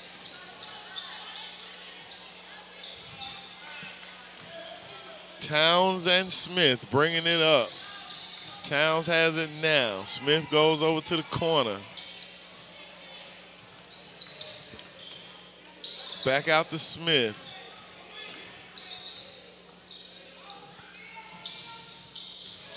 Hill on the drive. Nice pass out to Smith on the drive. No. Look at that. What a steal. I mean, she missed a shot, turned right around, played excellent, solid defense, caused a steal, made a steal, didn't cause it, made a steal. And nice. Now she's got an assist with a 2-point basket. And about to steal it again. Substitutions in for Homewood. 4 at a time he goes. Not making an impact, though, on this score right now. Homewood's down by 20, trying to get it in. Full court man-to-man pressure. Ball deflected and stolen. Jump ball. I'm glad 32 didn't fall on Smith. Like you said earlier, how did you say it? You like when the small players play big? That's it. Parker takes over. Lady Bisons are really playing tonight like they got something on their, you know, they got a future ahead of them. Yep. You know, they're out tonight. I mean, obviously this is an area game, and it matters, you know, certainly for the record. But you can just tell some teams play Good fake. with higher left height. hand. That shot. Oh my goodness! Wow. Good effort.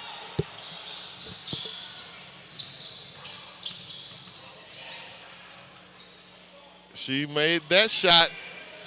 Cram off the rim. They are pushing the ball. They're gonna run these ladies down. Yep. 45 seconds remaining in the third quarter. 38-18 is the score. Great ball game.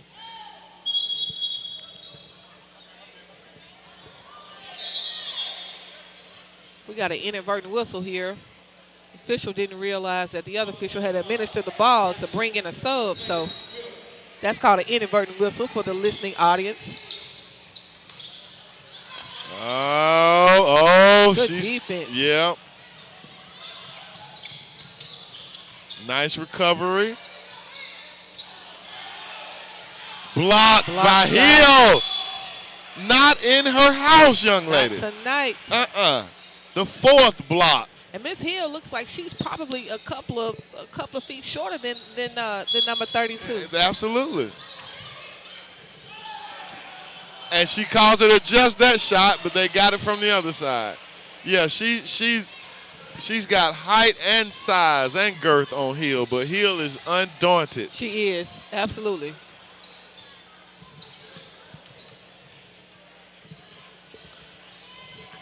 Rebound Homewood, 9 seconds. Parker with good defense, 2 seconds. Hill went flying and the shot is off. So at the end of the third quarter, your score is 38-20.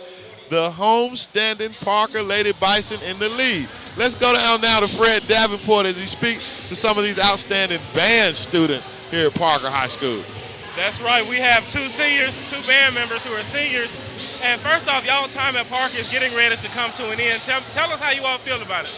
Man, it's a bittersweet moment. It's hard to really explain. First, it was all going good, and now everything that was going good is all ending now. So all the good stuff we're experiencing and going through right now, we're going to be having to get ready to end it all in about 2-3 months. Just how my brother Cam said, for real, like, it's really bittersweet for real. Like, it came to an end so fast, and I'm gonna be really crying for real because, like, bruh, like, this is my family, bruh. Like, I ain't even know nothing about an instrument until like last year. Like, it's crazy to even be here right now. Like, it's amazing, bruh. For real. And Steve, guess what? They already know where they're going to college. Do you all would like to say?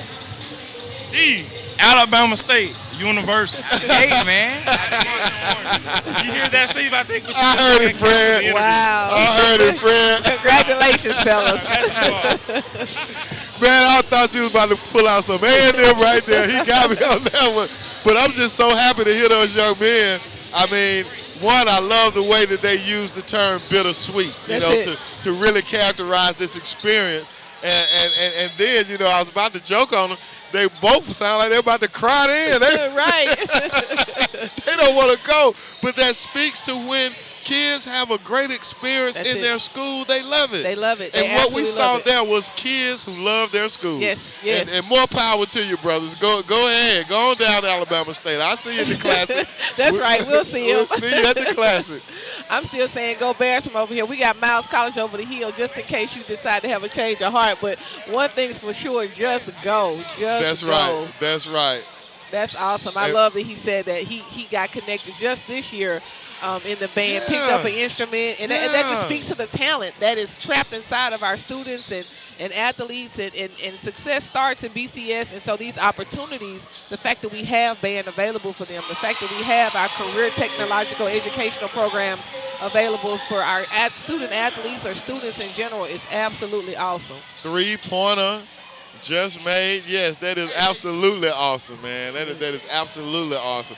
And, it speaks to that band leader who's not putting limits, saying, hey, well, you haven't been in my program, so you can't join now. That's it. Let kids do what they want to do, and man. I've seen those two young men walk through here, and they actually look like leaders they walking do. through. So here you have, that's how grand is that? Yep. Outlet pass by Homewood. Breakaway. Towns is there. She almost traveled. Deflected it out of bounds. But deflected it out of bounds. Yeah, guys already, and what that also speaks to are their scholarships to college because of band. Absolutely. They're going to college on scholarships. Absolutely. Jump shot, yes, nothing but net. Three-point shot attempt. That's it pretty was solid.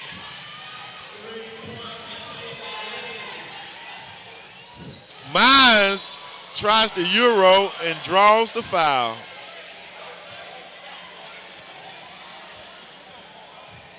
Looks like the defender was injured on that play. She stood there to take that. She took it. She was going to take a charge. Yeah. Officials thought she was not in a legal guarding position. With this three-point shot attempt, them coming out, starting out this fourth quarter, I don't know, maybe this is what Coach was looking for in the first quarter. So certainly Parker, the Lady Bisons can certainly not lay down, keep doing what they're doing, because you allow a few three-point shot attempts to go through the hole, and next thing you know, you look up and you got a 10-point ball game as opposed to 18. That's right. Here Homewood is made a steal. Euro, and she draws the foul.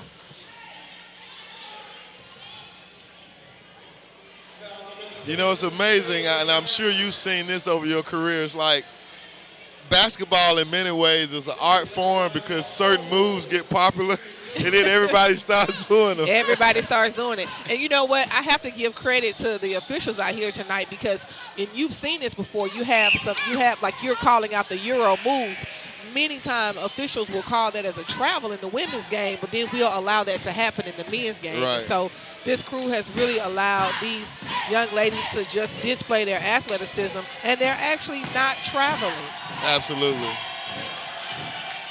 She makes both of her free throws, and we got a timeout on the court. Calling a 30-second timeout. He's feeling the energy here, so they may try to make some adjustments, but that's good. All right, let's go down to Fred now as he has a word with some of our cheerleaders.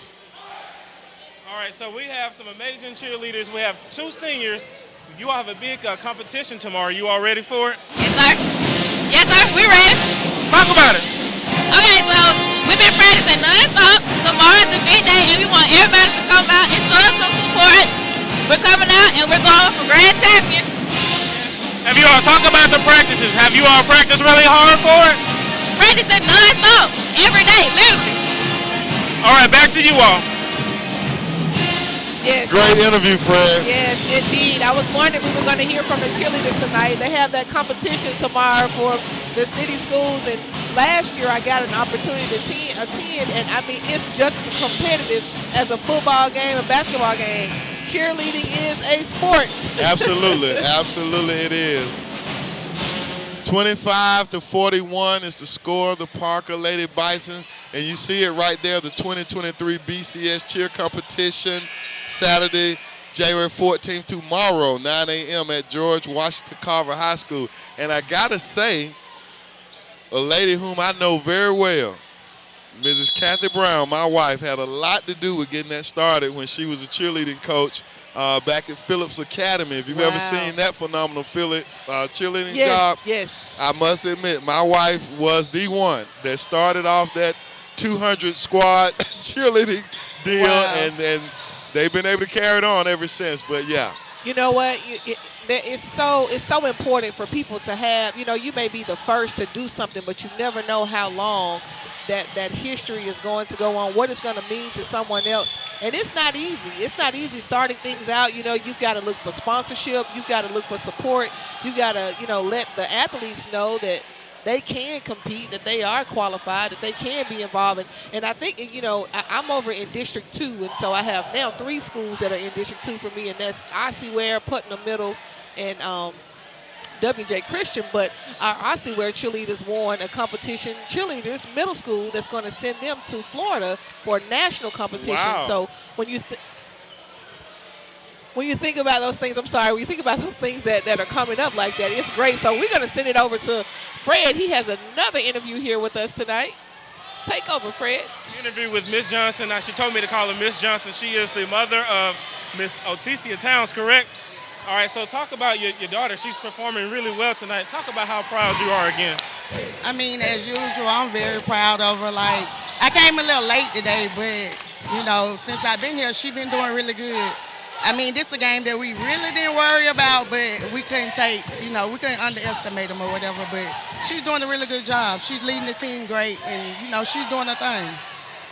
And I'm sure, like you said, you're proud as a mom to see your daughter execute these plays. Every time I see her, she's always happy and respectful. So you taught her really well. Yeah, with me being a single mom, I try to do the best I can, so I'm glad that she's, taking it to everything that I'm trying to teach her. Get emotion on the sideline? Sometimes. Sometimes, okay. I appreciate you taking the time to talk to us. I'll let you go and watch the rest of the game. Thank you. Hey, back to you all. Hey, that's a great interview. I always like to know where our kids, where they get their juice from, their fire from, and so it makes sense with Miss Towns. Absolutely, and her emotions are about to get a little peaked because Homewood has gotten this down to an 11-point lead. They have the ball with 4 minutes and 42 seconds remaining in this game. Parker has played so well, and we are hoping that they can sustain it throughout the triple zeros on the clock. Homewood brings it up. Parker's setting up their defense. Oh, but a nice crossover kick out to the corner. No. Rebound by the aforementioned Miss Towns. And she throws it to Plump.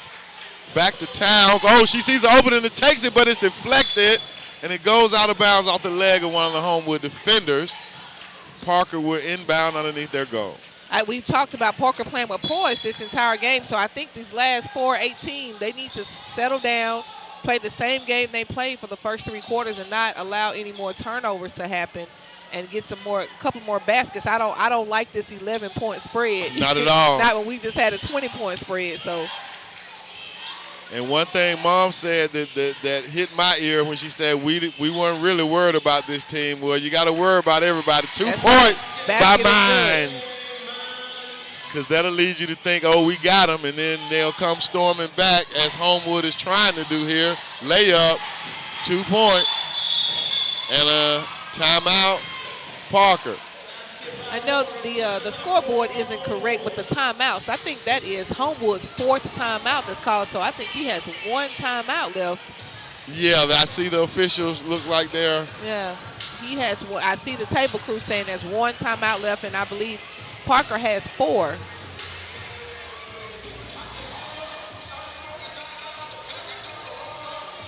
My name is Jeremiah Ruddle. My name is PRJ Tinsley. And you're watching BCS Under Lights. Go Herd.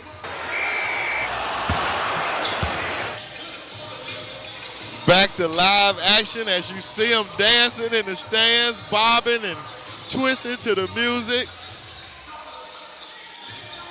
We really enjoyed broadcasting from Fair Park Arena last week where we had the stadium scoreboard, so we will have the fan cam in the stadium. And I missed that one. Yeah, they were dancing and hyping it up when we put it on them. It's hard to sit. It's hard to sit down and cross your legs when you got music playing and the fans getting involved. It really is. Parker brings it up.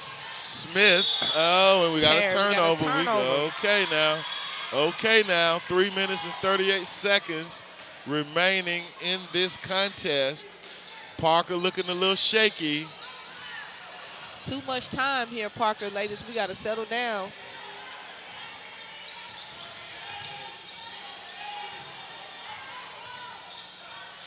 Three-pointer, you better get him.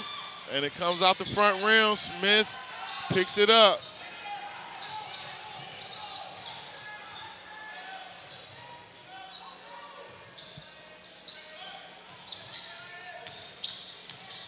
Oh, turnover. Not a turnover we need right now. Turnover. 3 minutes and 8 seconds. We got a violation.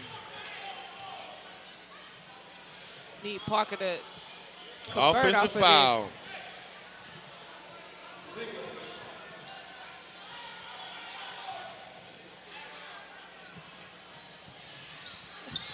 Towns handling it for the Herd.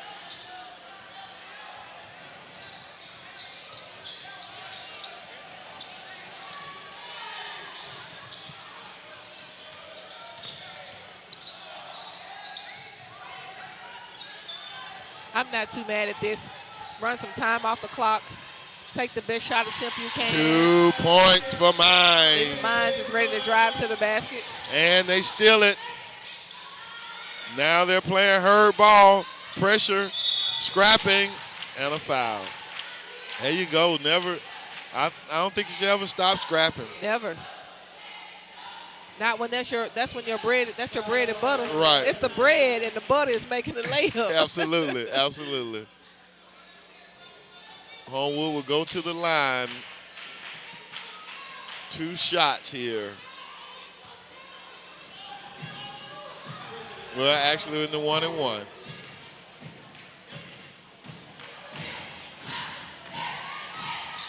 And she misses it. Hill with another rebound.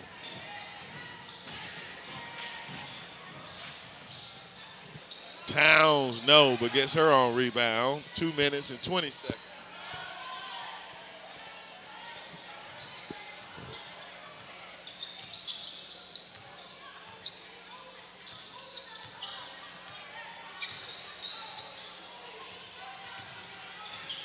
Let Parker that time weaving run off it. the clock. Yes. 2 minutes. You know, you can't really do that without having ball handlers. We just had a turnover by Ms. Mines. Yeah. She rolled to the basket and kind of tripped on her own feet and lost the ball. That young lady hustles to every spot on the court. I haven't seen her walking tonight from place to place. And she's got a significant brace on her ankle. She does.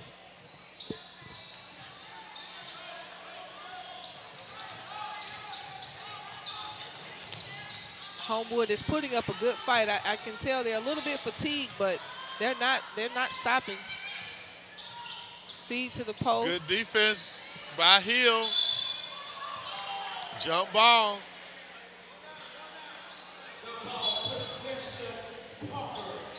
One minute, 37 seconds remaining in the game. You see the A.H. Parker name written on the court. We're here in the Cap Brown Gymnasium. As the Lady Herd are wrapping up this game against Homewood. They get it up and break the press, pulling it back out.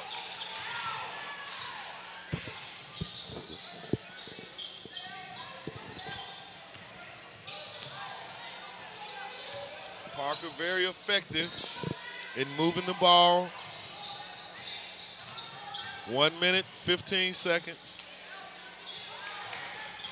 Homewood seemingly okay with letting Parker work the clock. 1 minute, and they commit the foul. So with exactly 1 minute remaining in the game, the score is 45-32, and Parker will go to the line for the 1-and-1. 1-and-1.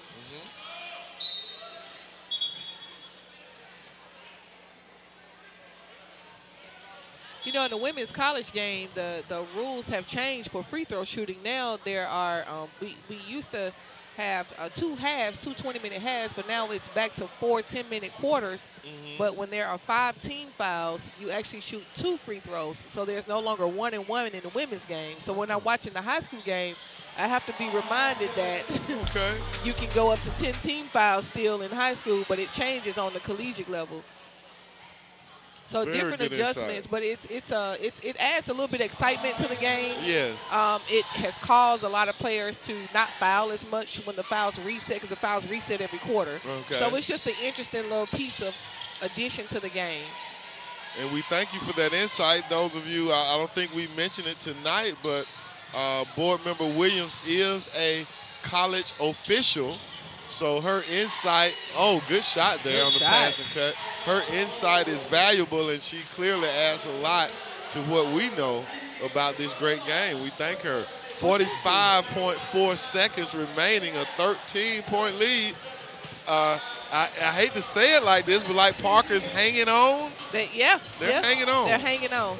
That's a good way to say it. I mean, it's right where, once you kind of set the tone for how things should be, that's a good way to look at it. They're hanging on. Leading from the front, but hanging on. Yes, they are. Coach is going to have a lot to coach about after this game. They're going to be happy, but she's going to talk to them about the slow start, and then she's going to have a lot to say about the slow finish. Yeah, because you're a coach, it's never enough. Exactly. Never enough.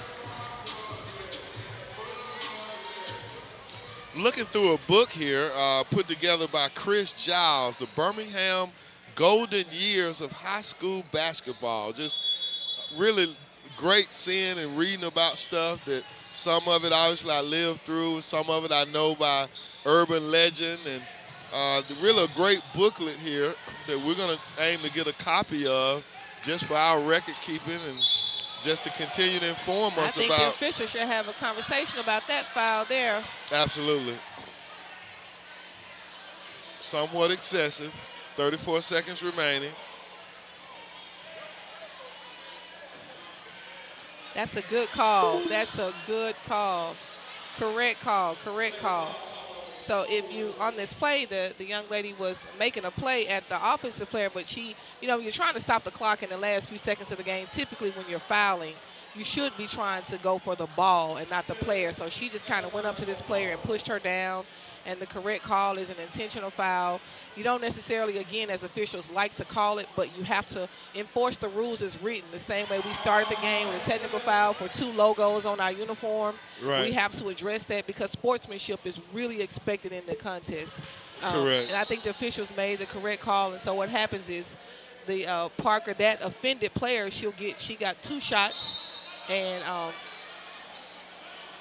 the basketball is then put black in play at the point of interruption, and so it was near that sideline, and so they're getting the ball back in play at the sideline, and that puts Parker up to make a layup. Plump with the breakaway left-handed and we layup. got a 16-point lead here.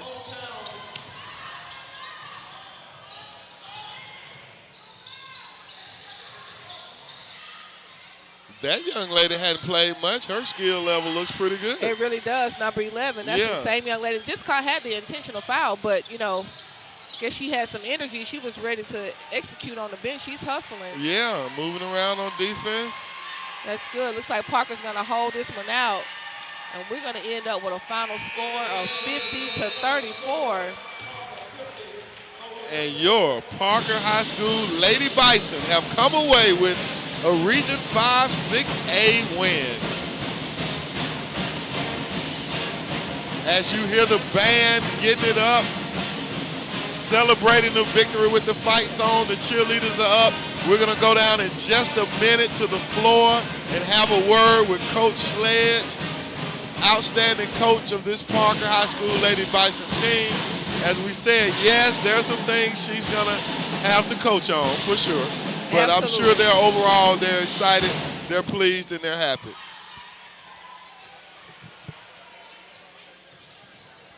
The crowd has come on in here to the stadium here. The band is here. The students and parents are here. Homewood's varsity is coming out on the court now. As you see the final score there, the number 9 ranked in the state of Alabama, 6A, Parker Lady Bison, 50. And the Homewood High School Lady Patriots, 34. 16-point victory here for the home-standing Lady Bison. As we get ready now, we're going to go down to Fred as he talks to the winning coach, Coach Sled of the Parker High School Lady Bison. Take it away, Fred. Okay, Coach, you all did really well. What do you feel about the game? I feel good about the game. Homewood is a pretty good team. They have some good shooters, like I said before. Some things that I know we need to work on going forward. We got to continue to work hard on rebounding and boxing out. We can't give up those second and third chances on the boards, and we did that a little bit tonight, but I think we executed in the half court and transition really well. So I'm very proud of them. My freshman guard, Miss Smith, she knocked down some big-time free throws for us. Had a couple of more other girls. Carolyn, like I said earlier, she knocked down some shots in the beginning. But I think overall the game went the way that we planned. All right, Coach, so where do you all go from here? It doesn't stop. You all have to continue. It doesn't stop. We have minor next Tuesday here at Parker. They're another area team for us. So they're a good team, too. It's gonna be pretty much like this, or even better. They're a really good hustling team. They have a big that's on the board. She got a good post move, so we got to get back in the lab and come up with some planning to make some adjustments for minor on Tuesday. All right, thank you, Coach, for talking to us. All right, thank you. Back to you all. You are tuned in to BCS Under the Lights Courtside Edition. We'll be right back.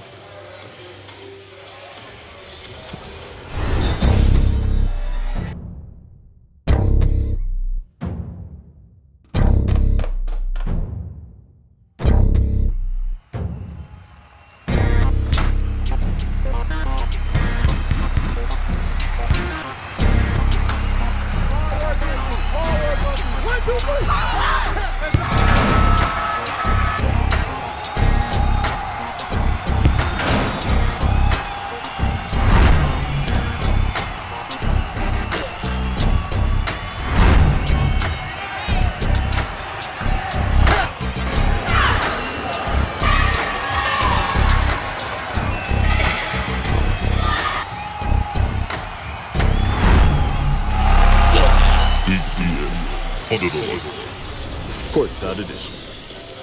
From Birmingham to the world, this is BCS Under the Lights Courtside Edition. Coming to you tonight from the William Cap Brown Gymnasium on the campus of A.H. Parker High School. And we're here for now the second of our doubleheader as the homestanding Homewood, the homestanding Parker Thunder and Herd play host to the visiting Homewood Patriots. We're ready for some great basketball action here. We just finished up our girls matchup where the Parker Lady Bison were victorious by a score of 50-34. And we're here with board president Neonta Williams, who's our guest host tonight. And we're just ready and excited for some great basketball.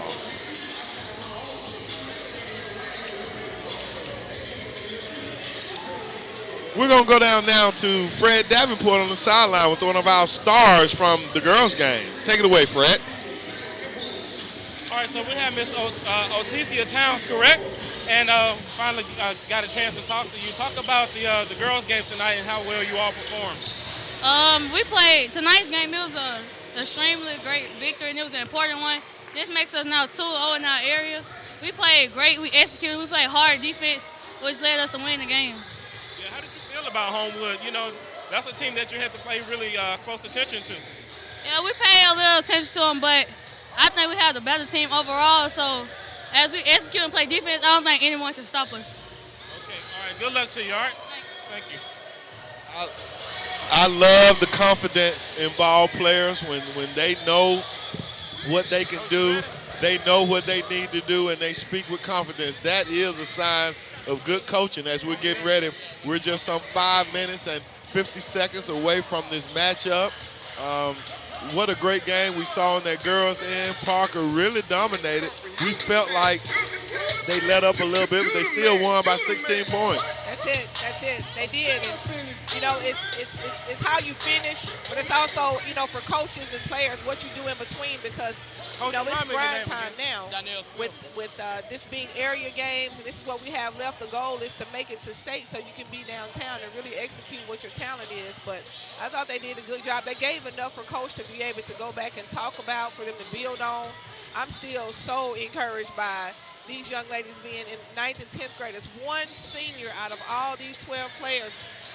I tell you what, any other leagues or schools, brother, that are going to be playing against the Lady Bisons better get ready. They better get their That's right. Stack their chips. They better get ready. Well, let's go now and talk to Coach Smith from the boys team and see what he has up his sleeve for the game tonight. All right, Coach Smith, you just told me this is one of the biggest games for you all in the area. Talk about how you all prep for it. Oh, man, we feel very confident. We're prepared, and we're just ready to get to work. So, you know, what did you tell your guys before coming out, how to execute these plays tonight? Confidence. Confidence, one word, confidence. You saw that pretty much in practice all week? All week, guys came in, played hard, executed, did what was asked of me and their players and their peers. All right, Coach, thank you. We'll see you at halftime. Okay. Appreciate it. Yes, sir. Coach Smith sounds like a confident coach. And it looks like his boys are going to be ready to play. They look confident. They've had a tough season so far. They played up. They played some higher competition. And I believe they are ready now for regional play. Coach Smith certainly is a confident coach ready to bring his boys out. Yeah, one more interview. You hear the DJ in the background mixing it up. He's going to keep the crowd crunk 3 minutes before our tip-off here at William Cap Brown Gymnasium on the campus of A.H. Parker High School. Over the course of this broadcast tonight, we're going to continue to talk about outstanding athletes, past and present, outstanding students, and the outstanding scholars at Parker High School. We'll have features on a number of different individuals that some you may know, others we will introduce you to. But right now, we want to talk a little bit about the stars that are on the court. And those are those Parker High School Thunder and Herd basketball players. The leading scorer for the Thunder and Herd is Nathan Henley. Henley is averaging 22 points a game. So you guys average. He is a remarkable talent, and we look forward to be excited by what he's going to show us tonight. We might get to see a little rim action from that slam cam. we're going to also go on now. Let's talk about the entire roster. As a matter of fact, Henley is one, but Parker has a tremendous team that's going to thrill us tonight as you see the Bison head on your screen. Trayshawn Williams is a point guard, number 1 for the Herd. Ishmael Shelton, a forward, number 2.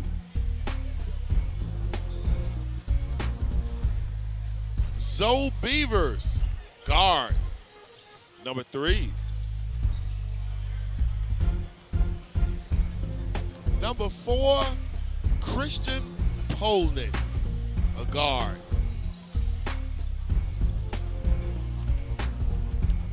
Nathan Henley, the aforementioned number 5, the center.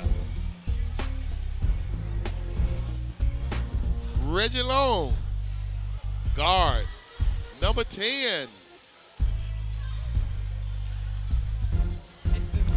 Mikael Eckers, guard, number 11.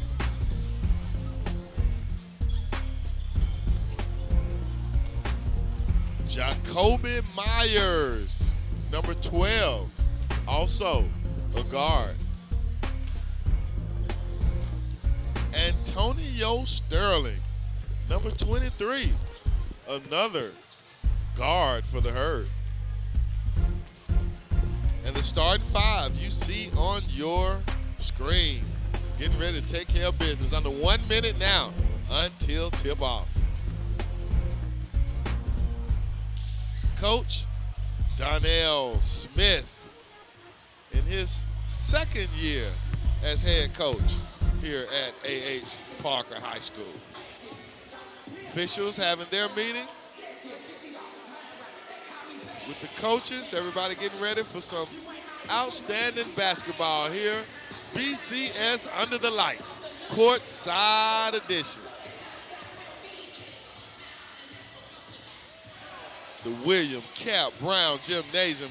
We were talking about some of the great names, the great heroes, the great people. William Cap Brown was certainly one. An outstanding coach for a long time, may still be the winningest coach in high school basketball in the state of Alabama, only to be closely followed and pursued at second by the great Willie Scoggins, who coached at Ramsey High School, who Ramsey's gym is named after. But certainly William Cap Brown coached for so many years here at Parker, so many outstanding athletes.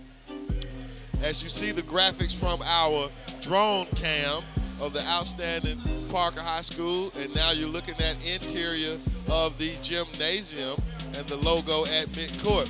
One of the guys that my good friend Zach, who's in the Parker High School and the Alabama State Hall of Fame as an outstanding alumnus, Zach was reminding me as we will pause here for the lifting of our colors.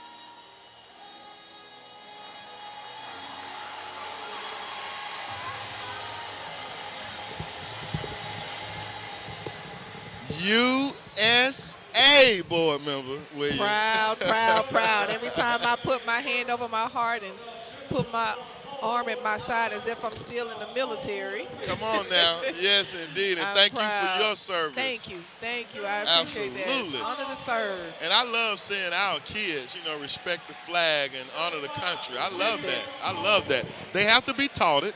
It doesn't mean that they don't love it if they sit down. It just means they hadn't taught the importance of respecting our flag. But back to live action here, I was saying as I was listening to the national anthem, the beautiful rendition by Whitney Houston, I was looking at the banners and the rafters, and we are really in a school of champions. While we were talking about Cap Brown, one of the all-time great players, as I was saying, my good friend and cameraman, Zach, Parker alumni, Parker Hall of Fame member, Zach was reminding me and filling me in on, because I only knew of this guy from the Urban Legend. Okay. And all I knew of was this guy named Pappy. And his name was Clifford Lawrence. His nickname was Pappy. He was a point guard on the 1979 team for Parker, and was a guy, as Zach reminded me and the legend told us, he was a guy shooting threes before the three-point line was even on the court. He was a guy that would, take a couple steps across half and just let it go.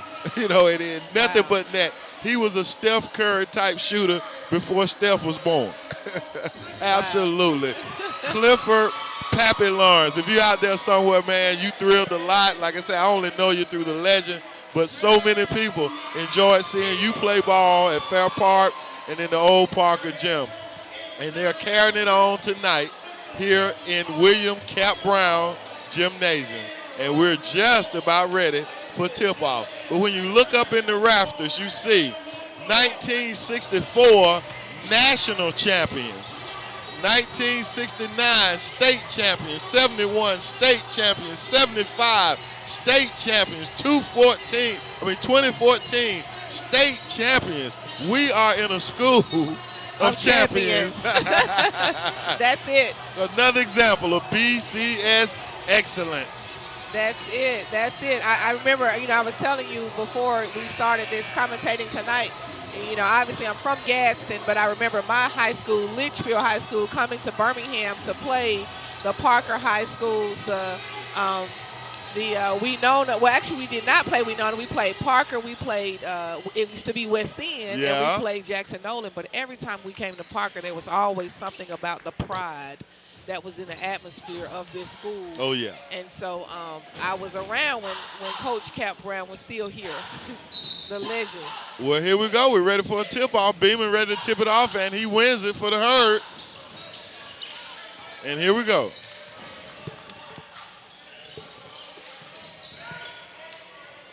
Beeman and Henley on the block, down to Henley. Henley, he travels.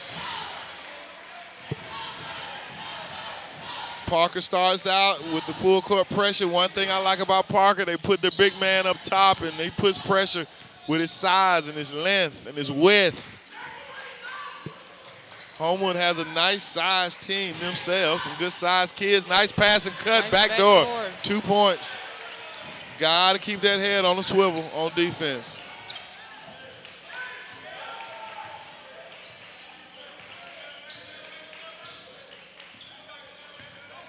Parker looking to try to get something done, get it inside the Henley. Moving the ball out, back up, back down to Beeman. We got a 3 seconds in the lane. 3-second violation. That's 2 turnovers that we do not need.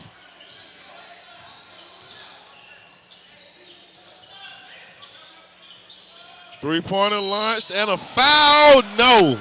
Rimmed out. Henley got him, and he'll go to the line for 3 free throws. Our score is 2-0, 7 minutes and 4 seconds into the first quarter here at William Cap Brown Gymnasium.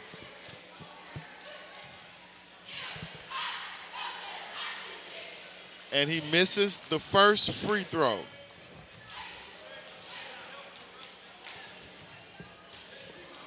So many outstanding players have come through the doors of this school. One of the most recent, Eric Bledsoe, one of the phenomenal basketball players that ended up going to the University of Kentucky. Was one of those famous one-and-dones that went and I can't remember if they won the national championship or they got to the finals that year. But after that year, he and about 4 of his other freshmen left and went to the NBA and have been having a great career since. Bledsoe is actually over in China now, extending his career, making good money. Yes, you know what? I was wondering if Bledsoe's name was going to come up tonight by you or me. Now, when Bledsoe was playing high school basketball here at Parker, I was actually officiating, and I probably missed a few calls because he was one player that you could just get mesmerized by his athleticism. Wow. The way he could split through defenders and make it to the basket, he was like butter. Okay. He was so smooth. I really, really enjoyed watching his high school career into his collegiate career. In fact, throughout his NBA career, I was already a Bledsoe fan, so I was a Phoenix Suns fan because he was in Phoenix. And wherever he went, I followed him as a fan. But he great and just a good young man, just great character. You never had any issues with his sportsmanship on the court. He was a leader on the floor. Just a wonderful, wonderful athlete. Up and down here. Oh, finger roll comes out. Parker trying to get their first basket down, 4-0. It's an up and down pace. Interesting to hear you mention that because one of the things that I definitely remember about Bledsoe in his college and pro days was, it's how you couldn't trap him, it seemed, even then. You could not. You could not. And I like the way you described it. You said he'd go through it like butter, He huh? was smooth as butter. I mean, you would look up, he would steal the ball, and he could split through defenders so easily. And, they wouldn't foul him, and if they thought about it, it was too late because he was past them. Now, one thing, three-pointer lofted for Parker, no. One of the things that I find is interesting, it seems to be a trend now, a lot of quality NBA players, former NBA players are going to China and playing. China and playing ball. They are. Yeah. They I think Dwight Howard is over there now. Is he? I believe so. I'm not sure what the catch is. Maybe it's just a simple love for the game without all the extra that's involved, and you're able to get some pay. And I know that. No, I believe that it's great pay. I think they're paying those guys substantially. Wow. I remember I was reading an article about Howard's situation maybe about 3 or 4 weeks ago because Shaquille O'Neal made some negative comments about it, and that's what blew it up. Okay. But yeah, Dwight was defending the league and didn't have to go into his pay, but the article was talking about the pay. Stephon Marbury had been over, and I don't know if I think he owns a team now in the China League. Wow. But when he left the NBA, he went to China on a real fat contract. Wow. Nice up and under move by the big man for Homewood. Now they have a 6-0 lead on the Herd. The Herd trying to get a score here. Inside the Beeman. Oh, he turns. And Henley goes up. The ball is just not working in our favor tonight. That just rimmed in and rimmed out. We should have had an and one here, but let's see if Nathan. I don't know if you saw that. I'm looking at. I got my eye on something here. Beeman put a nice arm and elbow into the chest of 20. You saw that? I saw that. And 20 trying to play it off like he didn't feel it. Like he didn't feel it, but I mean, you had to feel that. Exactly. Yeah, his breasts are a little short right now. Yeah, no way. And he makes them both. The score is 6-2. Now Parker poises up there, full court pressure. It is somewhat token. They're not trying to trap. Homewood breaks it. 3-shot off, rebound. Brought down by Echols.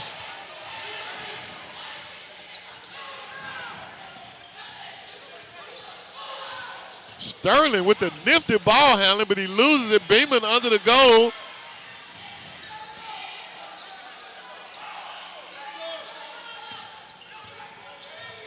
Henley on the low post saying, feed him, feed him, and he scores.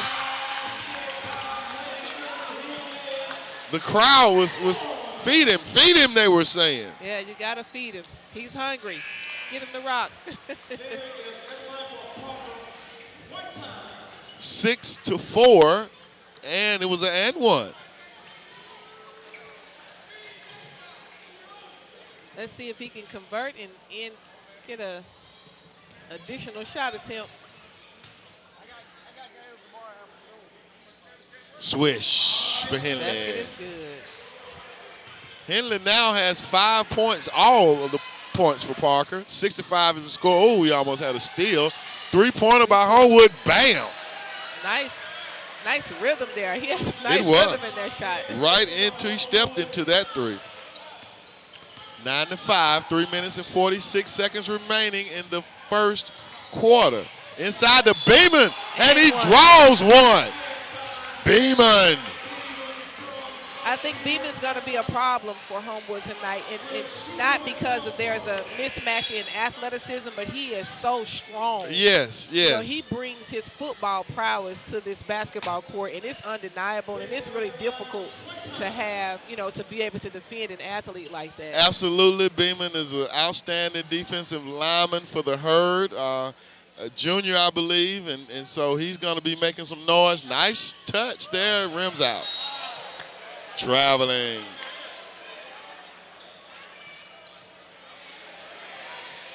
Big kid he is, obviously has some growing still yet to be done. Yes. Parker trying to defend this Homewood attack. Nice Stolen steal. by Henley. Boom, shakalaka. That's what the crowd Rim goes up action for. from the slam cam. Henley. All right, 9-9 is the score, and the crowd goes wild.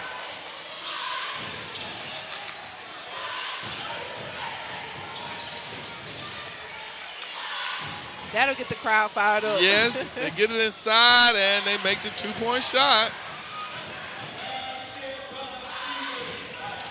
11-9. The Herd is heated up. Now we got a matchup going here. It took Parker a few minutes to get it going. Yes. Historically, Homewood has been a school that is a sound, fundamental, strong basketball program, and so, I don't anticipate anything different. Inside. Nice steal, nice deflection, rather. Deflected. They were trying to feed Beeman in there.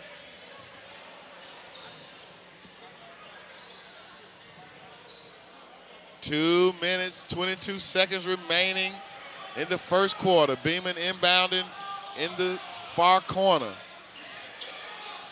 Great camera shot there with the wide angle. Deflected, bouncing. Parker will keep possession.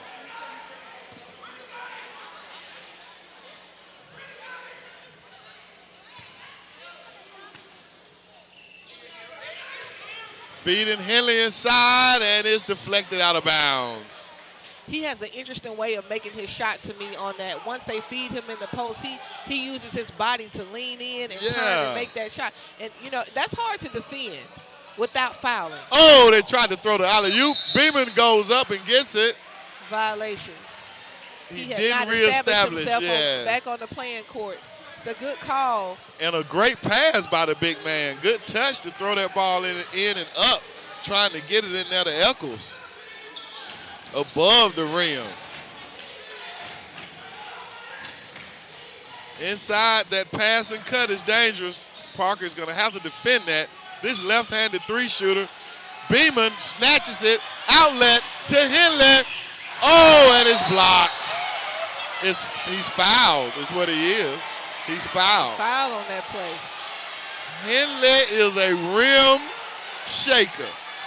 He is going to shake it up every chance he gets. Yes, he is. Go on, then, Henley. I'm a little quiet over here because I think I want a replay. I believe that was a nice block. In basketball, we talked about this last time. You have those incidental contact opportunities, and I just think that's incidental contact as a result of him, blocking the shot. But I'm not the calling official tonight. I'm just on the sideline. And I love the way you said it the last time. Re-articulate for us. You said what you all look for when you determine if the contact it's a foul. Absolutely. So we're looking for what we call RSBQ, rhythm, speed, balance, and quickness. Three-pointer. And bam. Basket is good. Be careful. Be careful, Hurt. Go ahead. Stay up, William. stay up. I'm sorry, you know, we get caught up in the contest, but that rhythm, speed, balance, and quickness is what we look for whenever an offensive player is knocked off of that, especially when he or she is driving to the rack or shot attempt. That typically indicates we had some illegal. Oh! That, in fact, was a foul. That's clear from the body contact that he made. But Ball you know, the stolen, other thing that yes. we try to do is be consistent on both ends of the play, on the court rather. So we just had a matchup here on this end, near dunk, block, whistle on the play. We come back on the following end, and we got a near dunk, block, same whistle. So coaches have to be satisfied on the sideline because we got similar whistles on similar plays. Absolutely, and number 4 looked like he was about to try to give us a little rim He was action. give us some. He definitely was. Most definitely. Why not? It. It's Friday night. That's right. Well, BCS Courtside edition, you got to put on. Hey, you know Homewood's watching too. We That's we welcome you guys for joining our broadcast. You're sitting in the comforts of your home, watching your visiting Homewood Patriots take on the Parker High School Thunder and Herd. The score is 15-10 with the visiting Patriots with the lead. But Parker has come alive. Oh, we got a foul there. He bodied him and bounced him into the backcourt. Backcourt, that's a good call. Good defense. Defenders trying to figure out, what did I do? That's it, that rhythm, speed, balance. He knocked him off of his balance. I get it. Those kind of plays is easier for officials to put whistles on. They sort of call themselves. Parker with the side out. I remember this kid. I can't remember what school he played for. I coached against 24. He is a nimble guy to be his size. Absolutely, he's got quick feet. That's. Yeah, he is a basketball player, despite looking like a middle linebacker. A football player, yeah, absolutely. He is nimble. I can't remember where he played. I'm gonna have to try to speak to him after the game. And you know what I like is that they haven't said a word. They're just playing basketball. That's right.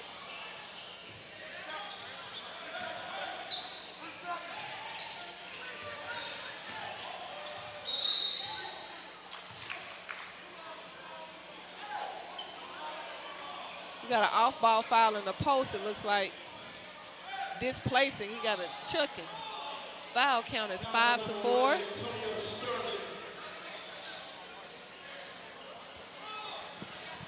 Homewood preparing to inbound the ball.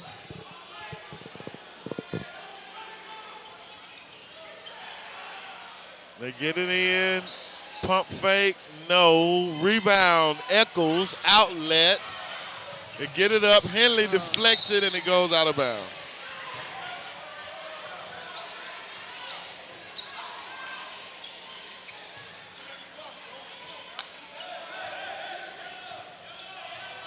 Homewood is slowing it down. 26 seconds remaining in the first quarter. Parker looks like they're in a man-to-man matchup. Sterling almost stolen it. I really like the nimbleness of Sterling. Yes. I wonder, does he play football? And we got a turnover. He has to play football. He could not possibly not play football. I wonder what year is he in. I don't see that in my notes over here. He's a junior. A junior. On the drive baseline, no. And that's the end of the first quarter. Homewood 15, Parker 10.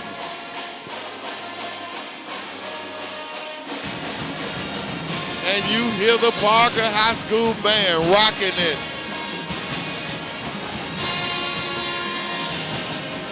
Getting a look at the huddle. Now look at the band.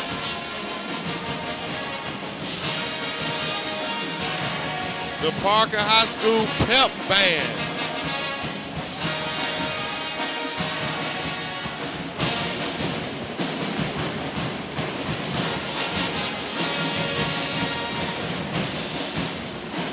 Now, board member, I want to tell you about another Parker great. Some say he may be the greatest Parker High School basketball player of all time. Alan Murphy. Okay. Alan Murphy played in the 60s, Went on to the ABA, played successfully in the ABA, and I believe before he retired, transitioned and played successfully for a few years in the NBA. Oh, wow. Alan Murphy, and if I'm not mistaken, he is still in Birmingham. I believe he works, if he hadn't retired, worked for the city of Birmingham. Alan Murphy. Some kind of way we've got to find out from and this is a challenge to my colleagues. We've got to find a way to bring those heroines back so that they can get before our athletes and kind of talk about their careers, to let them know that success does start here and you can go anywhere. And here are the things that they were able to do as a result of their athleticism, because sometimes if you don't see it, you don't know that it's available. Strong power move. Absolutely. Beeman just made a great defensive play down here on the block. Nice power. Oh, my goodness. Try to throw the alley-oop to Henley. Under much duress, he scores. Surrounded by 3 people.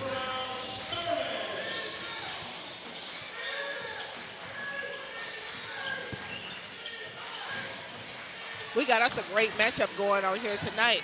Yes. And I really anticipated this type of ball game in the men's game. I felt strongly about our women would be able to take the helm, but I didn't really know, how competitive it was going to be. But long three-pointer off. Beeman with the rebound. Bringing it across court. Into the wing, the Eccles. He drives. Yes, he throws it in. He just threw that one in there. Yes, he did. 14-15 is the score.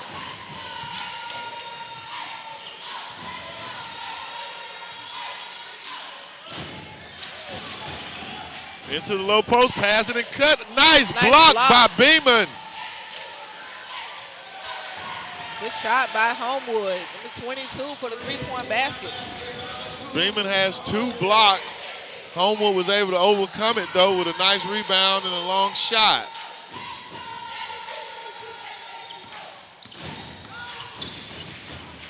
Bad pass, deflected and stolen. Three-pointer. No, fortunately, but they got the rebound. Now Parker had 2 guys back here. Good timeout, coach. They had 2 guys back here kind of lamenting the turnover yes. and didn't get back on defense. Coach got that immediate timeout to get on to that. Got to get back and pull the guys back together before we get further away than this 6-point spread. 20-15 is the 14 is the score. 5 minutes and 51 seconds remaining. Just noticed the winning Coach Sledge coming back in after taking off her game wear. Now she's dressed down a bit with a snack. She's deserved it. She's earned it. That's right. Great coaching job and great performance by her team.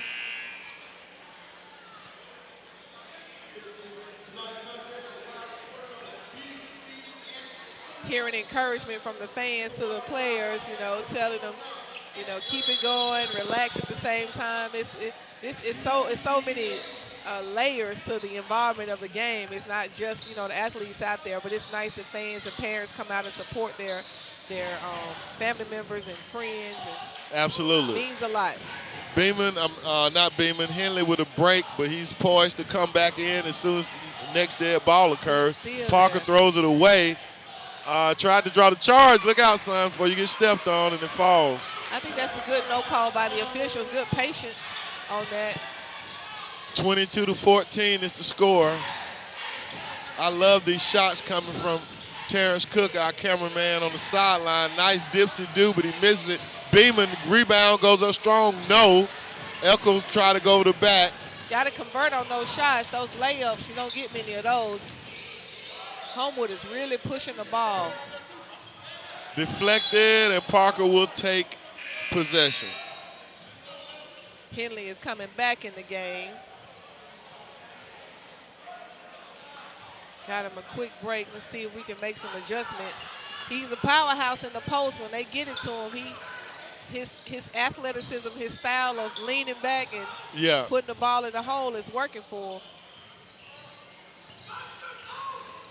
Sterling moving the ball. Gets it over to Beavers. Over to Eccles. Back to Beavers. Drives. Fouled. Good shot.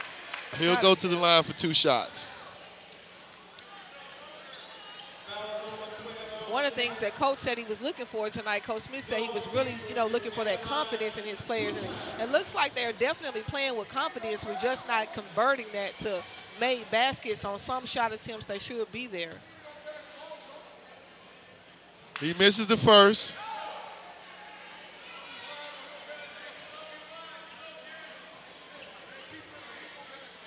(22-14).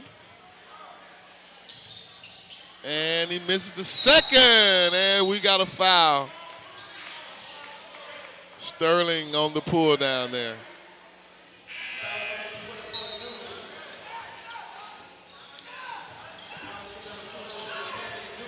I almost thought the officials had 2 different whistles on that play, but I think they agreed they had the same one. Okay. 4 minutes and 33 seconds remaining in the first half. Parker with the full court pressure now. Homewood trying to break it. Broke the press.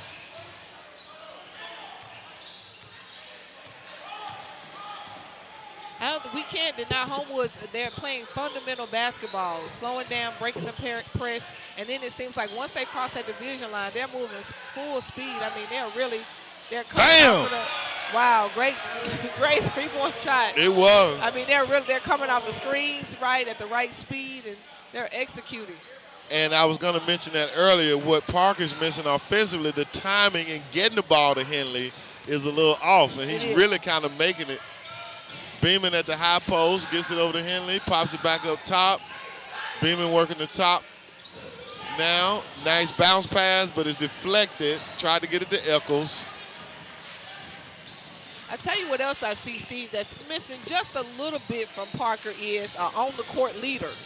No one's really trying to corral each other together, pull them together and say, we got this, aside obviously from the coaches, but sometimes to take that fire from within to let us know that we got this. That's a very good point. And, good block. Foul. But he drew a foul. Offensive foul. Oh, he called offensive? Indeed, he did. I couldn't see the play. Okay. My view was stacked by the officials, but he called an offensive foul. Statistically, does Beeman still get the block there? Yes. Okay, yes. Good. We were talking about youth. Henley is a sophomore. Wow. So that may speak to why he's not as vocal. That's true. Yeah. That's true. Because sometimes you got to find your, that sophomore is a funny year. You have to find your voice, whether or not your teammates are going to listen to you. But sometimes when the leader in you, you just got to pull them together when you're working hard. Absolutely. Wow. 3:16 left in the second quarter. 25, the Patriots, and 14, the Thunder and Herd. See if we can close this gap here. Parker looking for something. Inside the Beeman, he goes up. Yes.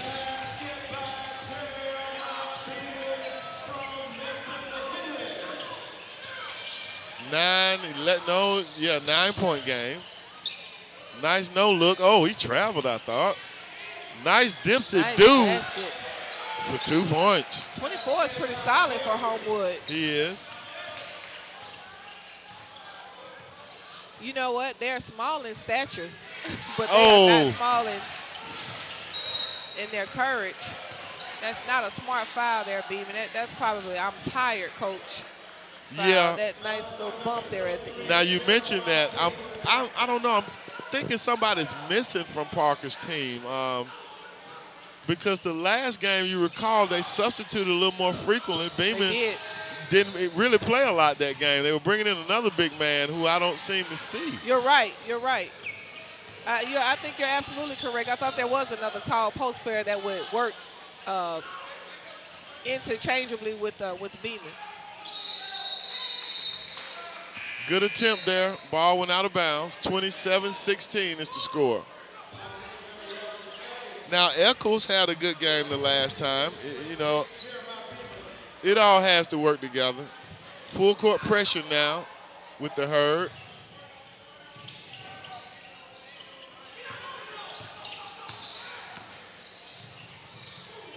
Nice pump fake. stop, spin. Oh, we got a man back there. Bam. Cannot leave them open. We found the bread and butter in the women's game, the scrappiness, right? Yes. And so in this game, clearly the three-point shot attempt, so Parker's going to have to do a better job of defending that perimeter. And what we have is really two different styles of play. So Parker is trying to feed inside, and Homewood is an outside playing team. Yes. And playing good defense they are right now. Not allowing Parker to get a good entry pass. That's it. So Henley is going to the line for 1-and-1.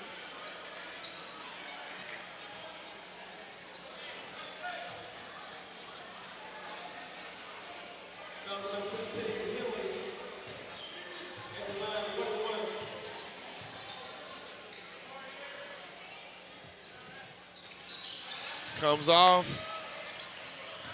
The Patriots with the rebound.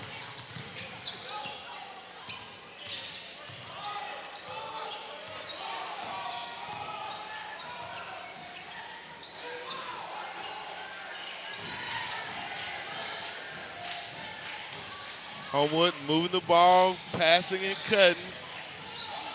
Passing and weave, passing and cutting. There. And he gets the layup on the pass and the cut. 32 to 16. That's a nice execution. You can't deny that. And we got a foul, 2 shots.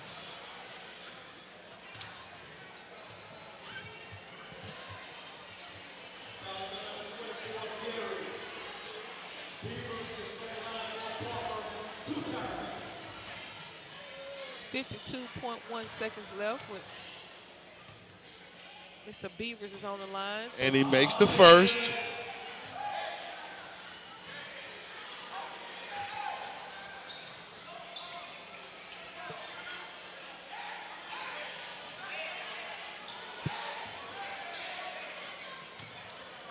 .52 seconds before halftime. And he makes the second.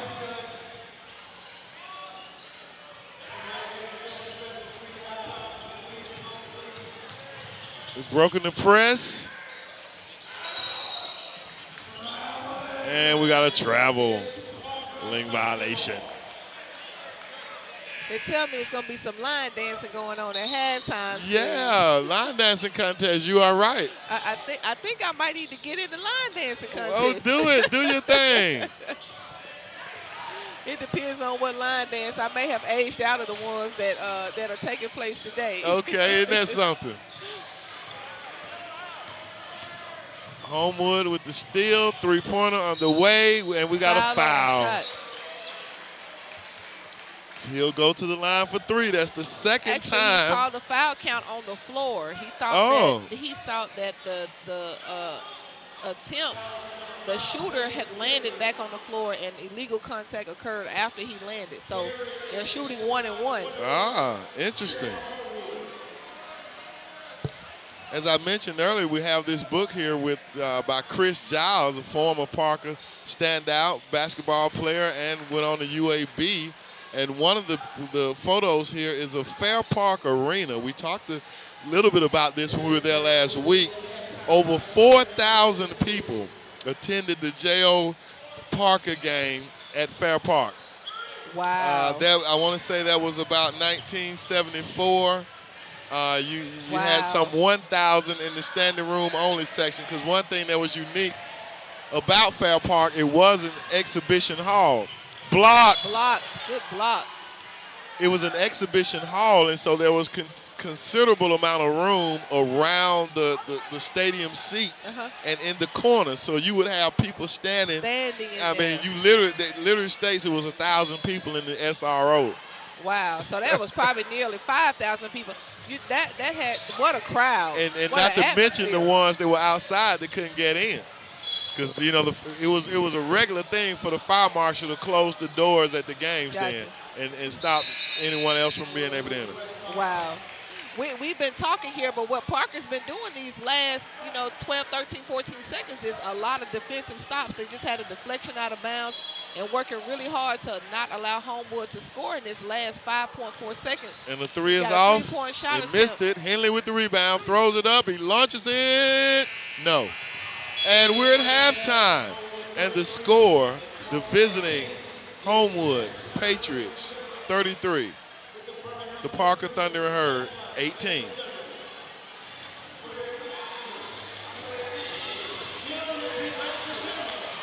We're going to do a little something unique. Oh, I don't know that one, but let me. Something a little unique, and that is a line dance contest. Check out our fans, check out our cheerleaders, check out our parents, and let's watch them have fun.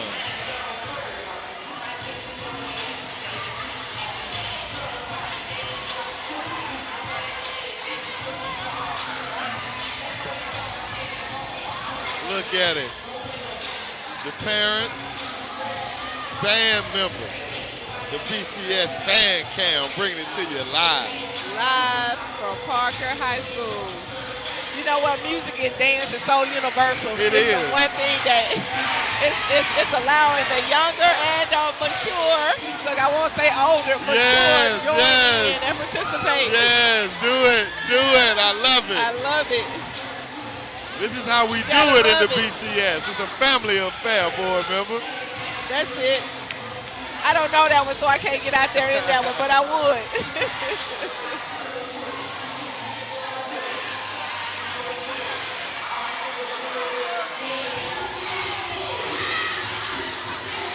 I know that one.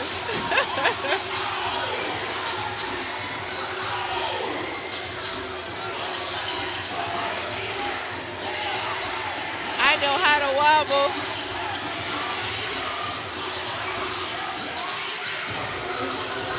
Oh, look at the little baby there do it. Go on, little girl. Go on, little girl. Yeah. Yes.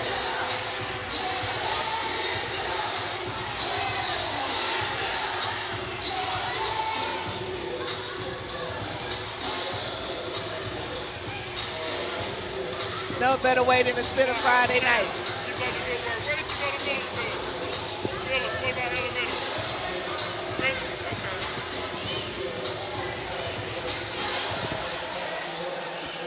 You want me to get on out there? And we are joined by Nikki Seaborn of the media team. Yeah, do it, Nikki. With her AKA outfit on, celebrating Founders Weekend. Potatoes, Founders Day. Don't leave us now. You have to shout out the Deltas first before you shout out our sisters. Go ahead, board members. We acknowledge the founding of Delta Sigma Theta Incorporated. That's it. One of the Divine Nine. One of the best, the best. All right, yeah, this is how we do it. It's all sisterly and brotherly love, though. That's right. It is. Our sororities and fraternities do phenomenal things across the world. Yes. And we absolutely love it. Yes. I think the DJ knows how to turn it up. Oh, it's about to be on, y'all. It's about to be on. The fan cam.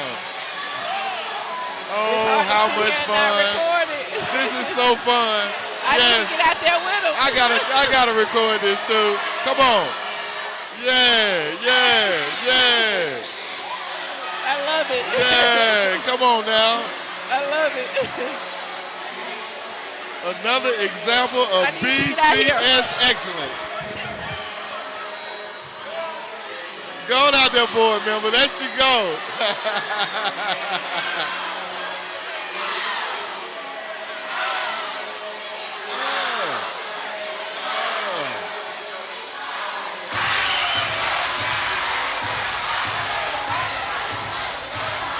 BCS excellence, ladies and gentlemen. All ages. All persuasions. It's hard not to be a part of it. This is how we do it. From Birmingham to the world. This is BCS. Under the Lights Courtside edition. What a halftime show. Created by the fans. And it's not over yet. Look at the little girls over there with the cheerleaders. How about that?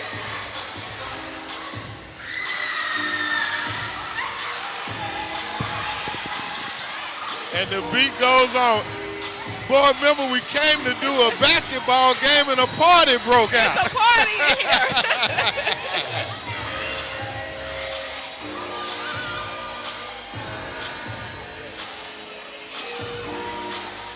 The BCS Fan Cam.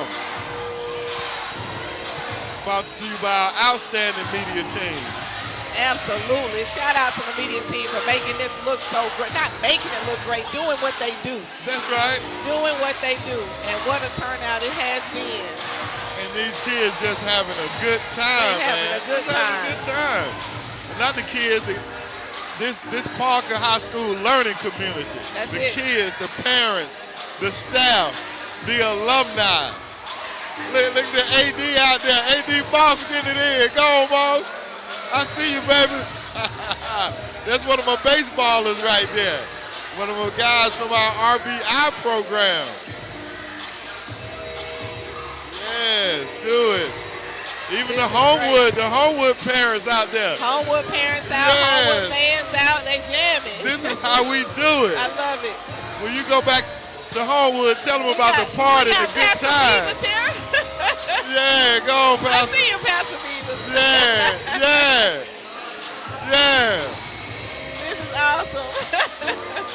I love it. What I love creativity it. We got Miss and here. ingenuity. Go. I love Go, it. Kitty. I love it. Yes. I don't know it. If I knew it, I would get out there. I love it.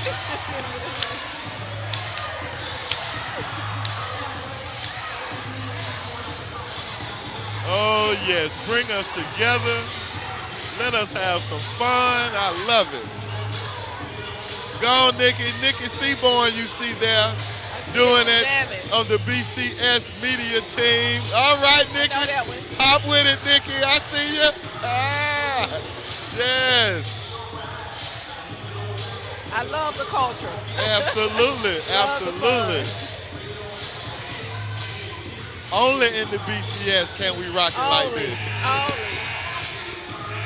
I was watching the game and a party broke out. Come on now. Yeah. BCS under the lights.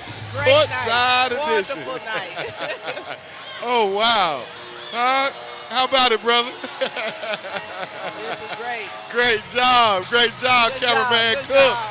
Yes, sir. And we give credit where it is due. Absolutely. Fred Davenport, our outstanding creative mind and sideline reporter. The party man. We're going to call him Party Man. Fred got the party going on in here. It's another example of BCX excellence. Now, if you want to be a part of this, you see right there on the screen how to have your business or your organization on the forefront with all this good time that's going on right here.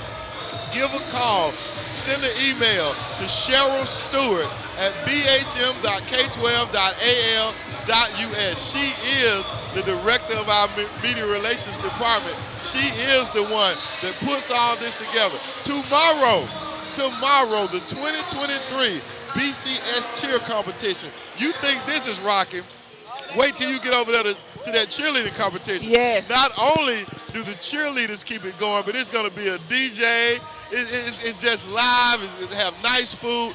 George Washington Carver High School, 9 a.m. Come out and support our Birmingham City varsity cheerleading competition. BCS is presenting a virtual STEM fair for our 9th through 12th graders. It's the STEM Fair Awards. It's going to be January the 20th, 2023, obviously this year, at 10 a.m., and you can join us via Zoom.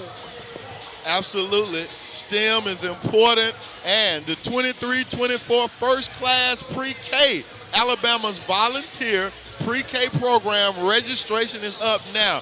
Get those babies registered. It's free. We need to get them a head start on their education. Get them in our schools. And our next broadcast, the Ramsey Rams taking on the McAdory Yellow Jackets. Another opportunity for us to be purely homers and pull for our BCS Ramsey Rams. Getting a good shot there of the outstanding Ramsey prospect, Carrington Keel, who is their top guy. Next week, we'll be giving you our BCS All-Metro team. from BCS Under Lights. Some great athletes across the sports of girls and boys basketball, and we're going to put them together on an all-star team to let you know who are some of the best of the best. Yes. And that may be difficult because between the athletes we're seeing tonight and that we've seen over this season with BCS Under the Lights, we have some wonderful, wonderful athletes in our Birmingham City schools. We really do, and you got some you got some kids that really make it difficult, like you say, to select at least one. I'm thinking off of every team. Just I haven't sat down yet, but I can think of about one every team. Couple teams, they're two guys, but definitely some great athletes. Not quite like, I don't want to sound like an old head, but not quite like the ball of the 80s, but it is definitely some good ball right now. Another outstanding BCS player, I'll just jump away from Parker a little bit to talk about Reginald Mule King, who played at University of Alabama. We talked about him on one of those pictures, throwing back the Alabama squad. He was a tremendous player for the Kansas City Omaha Kings of the NBA that are now the Sacramento Kings. Back to live action. 33-18 is the score. We're settling down from this party, and now we're back to basketball. That's exactly what we had. Parker Thunder and Her opened up this third quarter here with possession of the ball, and so working the ball around now. Inside the Beeman, is deflected.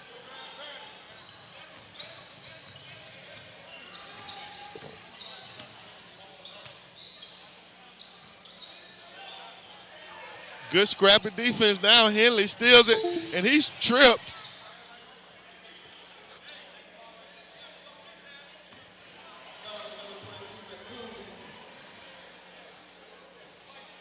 I love looking at coaches and body language, and I'm just getting a thrill checking out this Homewood coach. He has some of the most exasperating expressions. He's so energetic. I remember, again, it's hard to not keep reflecting on my high school officiating years, but Homewood, I didn't realize he was still coaching at Homewood, but just a good guy to work for. But that energy, he's been like that his entire coaching career. Wow. And I think I'm a firm believer that kids tend to play with the same personality of their coaches. Right.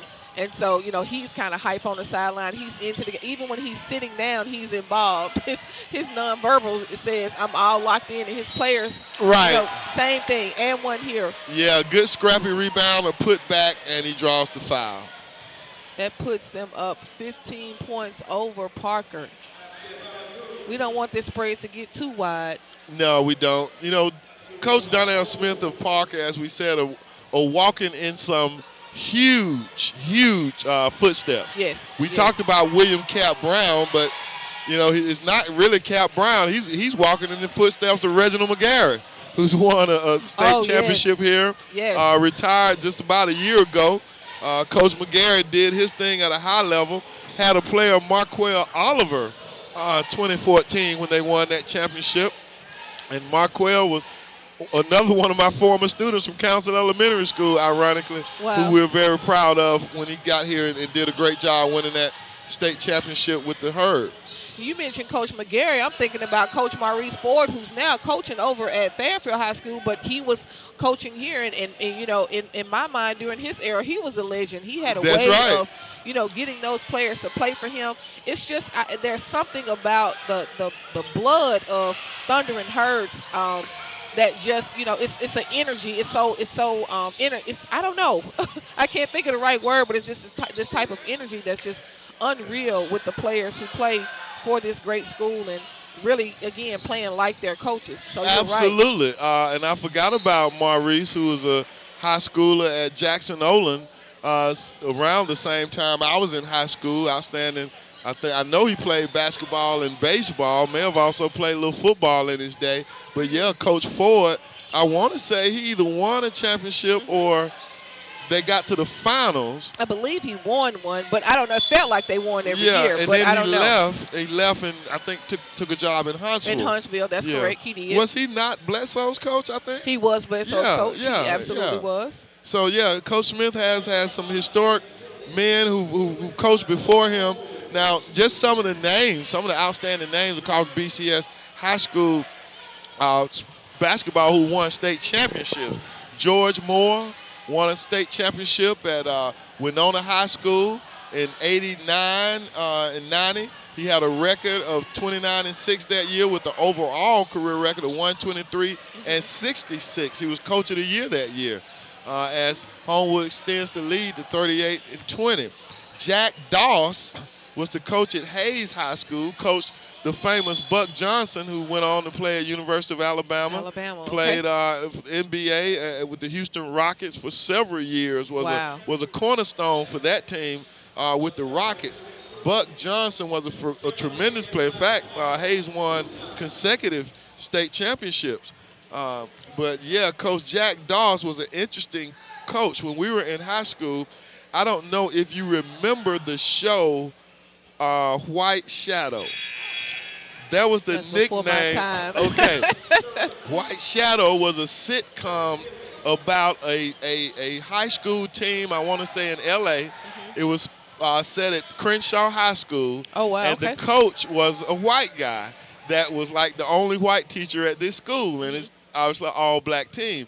And at that time, the flight from Birmingham began in the early 70s. So by the late 70s, our school district had become predominantly white. And Jack Doss we called him White Shadow because he was, a good guy, and he was a good coach, and they won those championships, and that show came out about the same time. Wow. So that became his nickname. That was his nickname. And he embraced it. Yeah, he embraced it.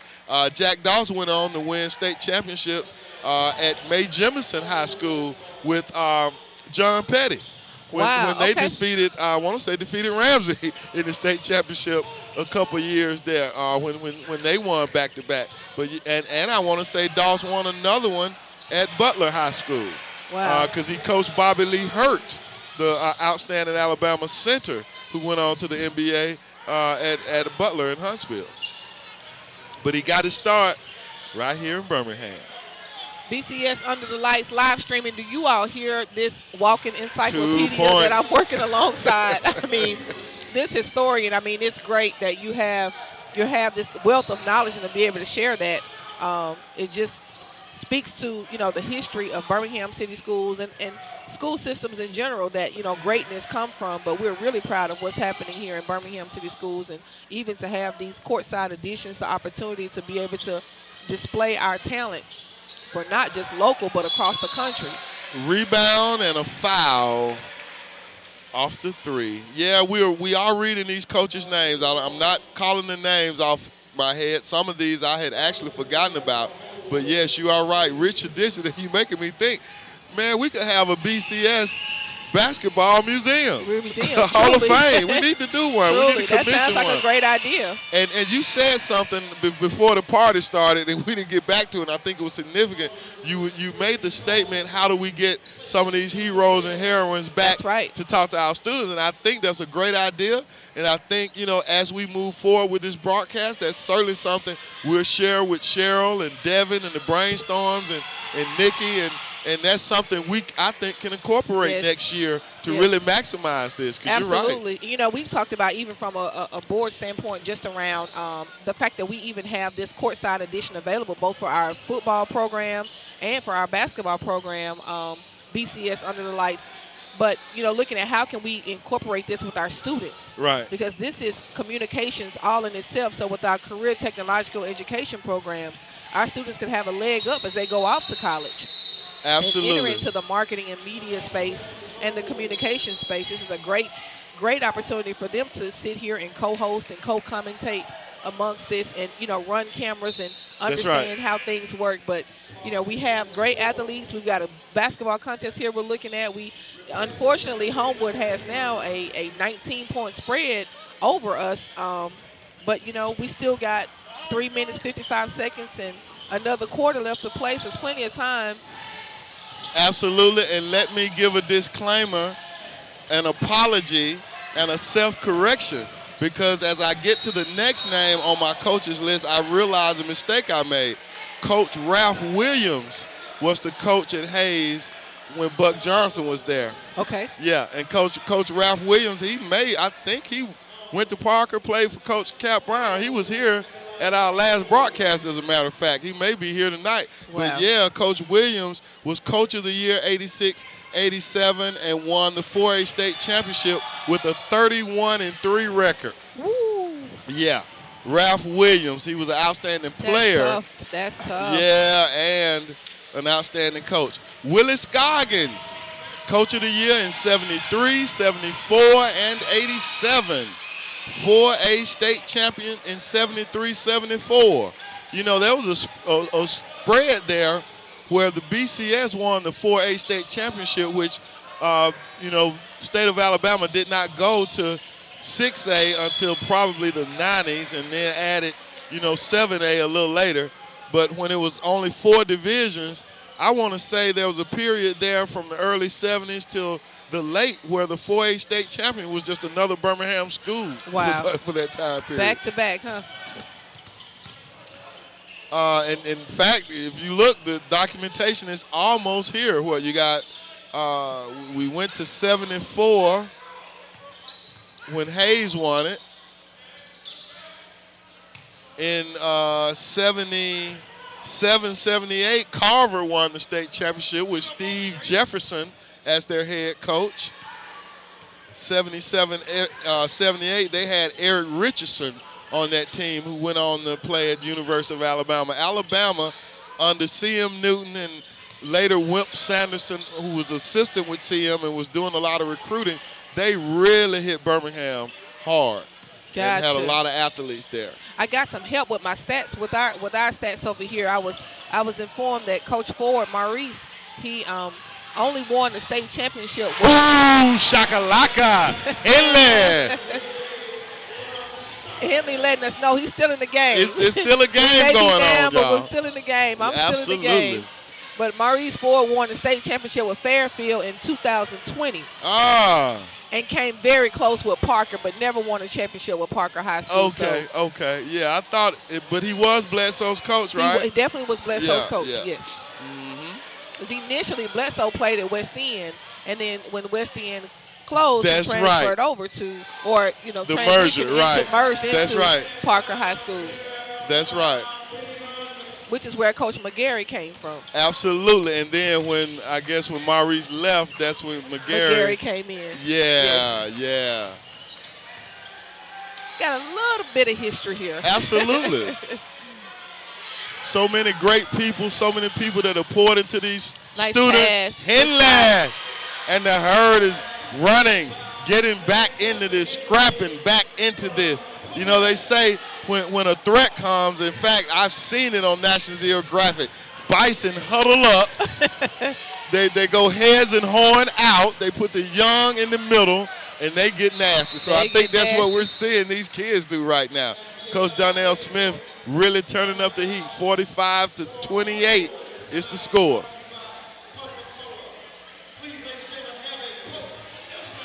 But, yeah, Steve Jefferson at Carver High School, Coach of the Year, 78, 79, 70, and 77 and 78. State champion in 77, 78, and back-to-back state champions, 77 and 78. What's up, everybody? This is Mayor Randall Woodford, a proud product of Birmingham City Schools K through 8th. And listen, you're tuned in to the BCS Under the Lights.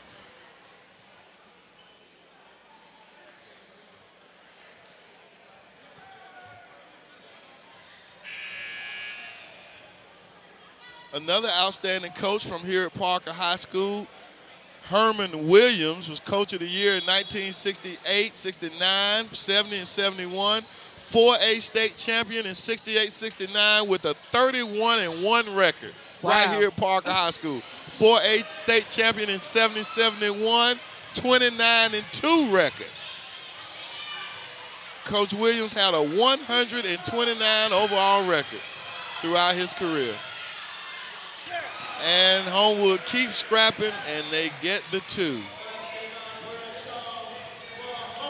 43 seconds remaining. I think the official missed a violation there. The player momentum took him out of bounds, and he came right back in and was the first one to catch the ball before touching the playing court. A similar play happened earlier, and we caught the violation. Henley gets it, and he fouled.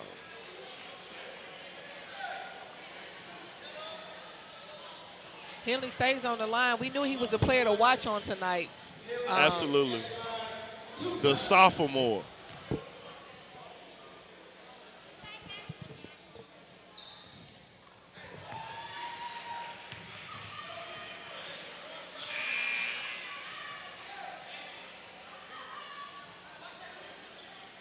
Makes the first.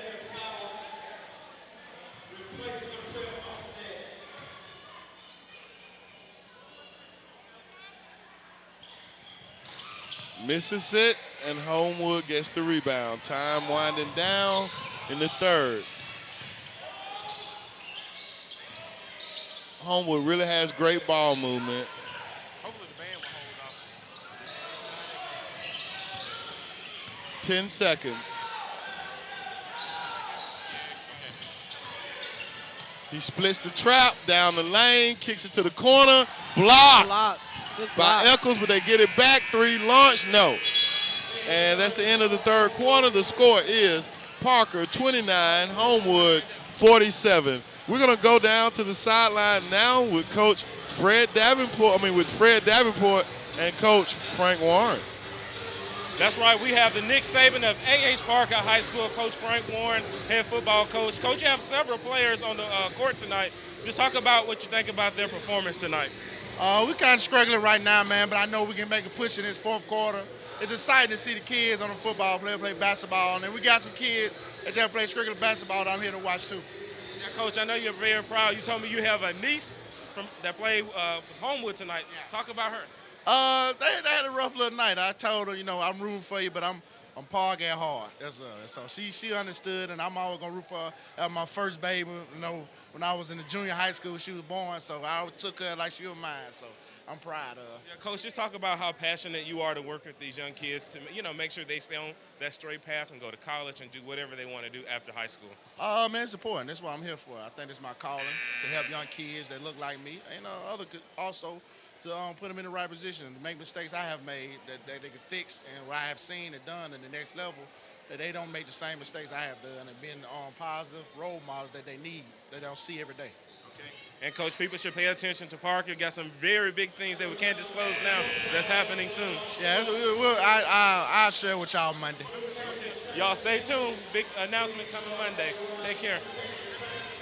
I like that, Fred. You got me on the edge of my seat. I'm Right. gonna have to ask board members what's going on. I'm sure I don't know. Don't know, can't say, won't say. Well, we're gonna find out what's happening, and we're gonna share the good news. 2 points is the good news right now for the Parker Thunder and Herd. How you doing? As we start the fourth quarter, 31-47 is the score. We've got a timeout on the court. One thing about this courtside edition, you see so many familiar faces. Everybody's smiling. It's such pride. It really is. Absolutely. Really is. I'm still blown away by the halftime show that involved the crowd from both schools dancing and sliding and moving together. I love the creativity. I love the excitement, the energy. That just makes me proud as a leader, one of the leaders of this district, to be able to represent constituents and let folks know that greatness is happening in BCS. Absolutely, absolutely. My name is Kennedy Atkins, and my name is Kennedy Brown, and you're watching BCS Under the Lights. Go Herd. Back to live action. You hear the band rocking it. Parker trying to get back in this game, and they can do it. They just got to focus and execute what coach is asking them to do. 3-pointer launched, no. Rebound by Beeman. Nice rebound. Henley to Eccles. Out in the corner.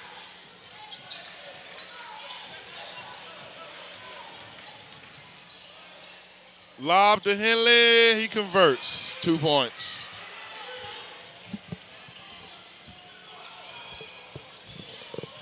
To shout out the officials, they're really doing a good job tonight. They have. Nathan Pinkard, Elton, and Derek Slater. It's good to see the officials in shape, ability to run the floor. 3-pointer. Yeah. Another three. Yeah. Another three. I think when we look at these stats at the end of the night, we're going to see that three-point ball is really, really what put Homewood over the top and hurt Parker. And then Parker not converting on turnovers here and, not converting on layups and things like that really doesn't help the contest. Absolutely. Absolutely. Doesn't mean it's over, though. If we are not able to come out on top tonight, we know how to go back to the drawing board, recover, and look at where we are and what needs to happen. Right. I think I can understand now at this point why Coach spoke highly at the beginning of the game about the importance of confidence. Yes. Again, I say I'm still looking for that on-the-court leader to just kind of corral the players together to say, we got this, we can do this, and minimize those turnovers that they're making. Homewood with some good ball movement. Deep three underway. No. Parker pushing. Henley tries to get it. Couldn't bring it down.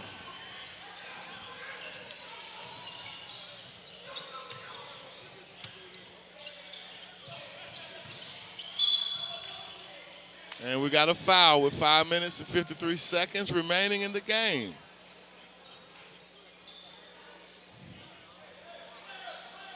Another coach, outstanding coach was Don Burgess, who coached at West End High School.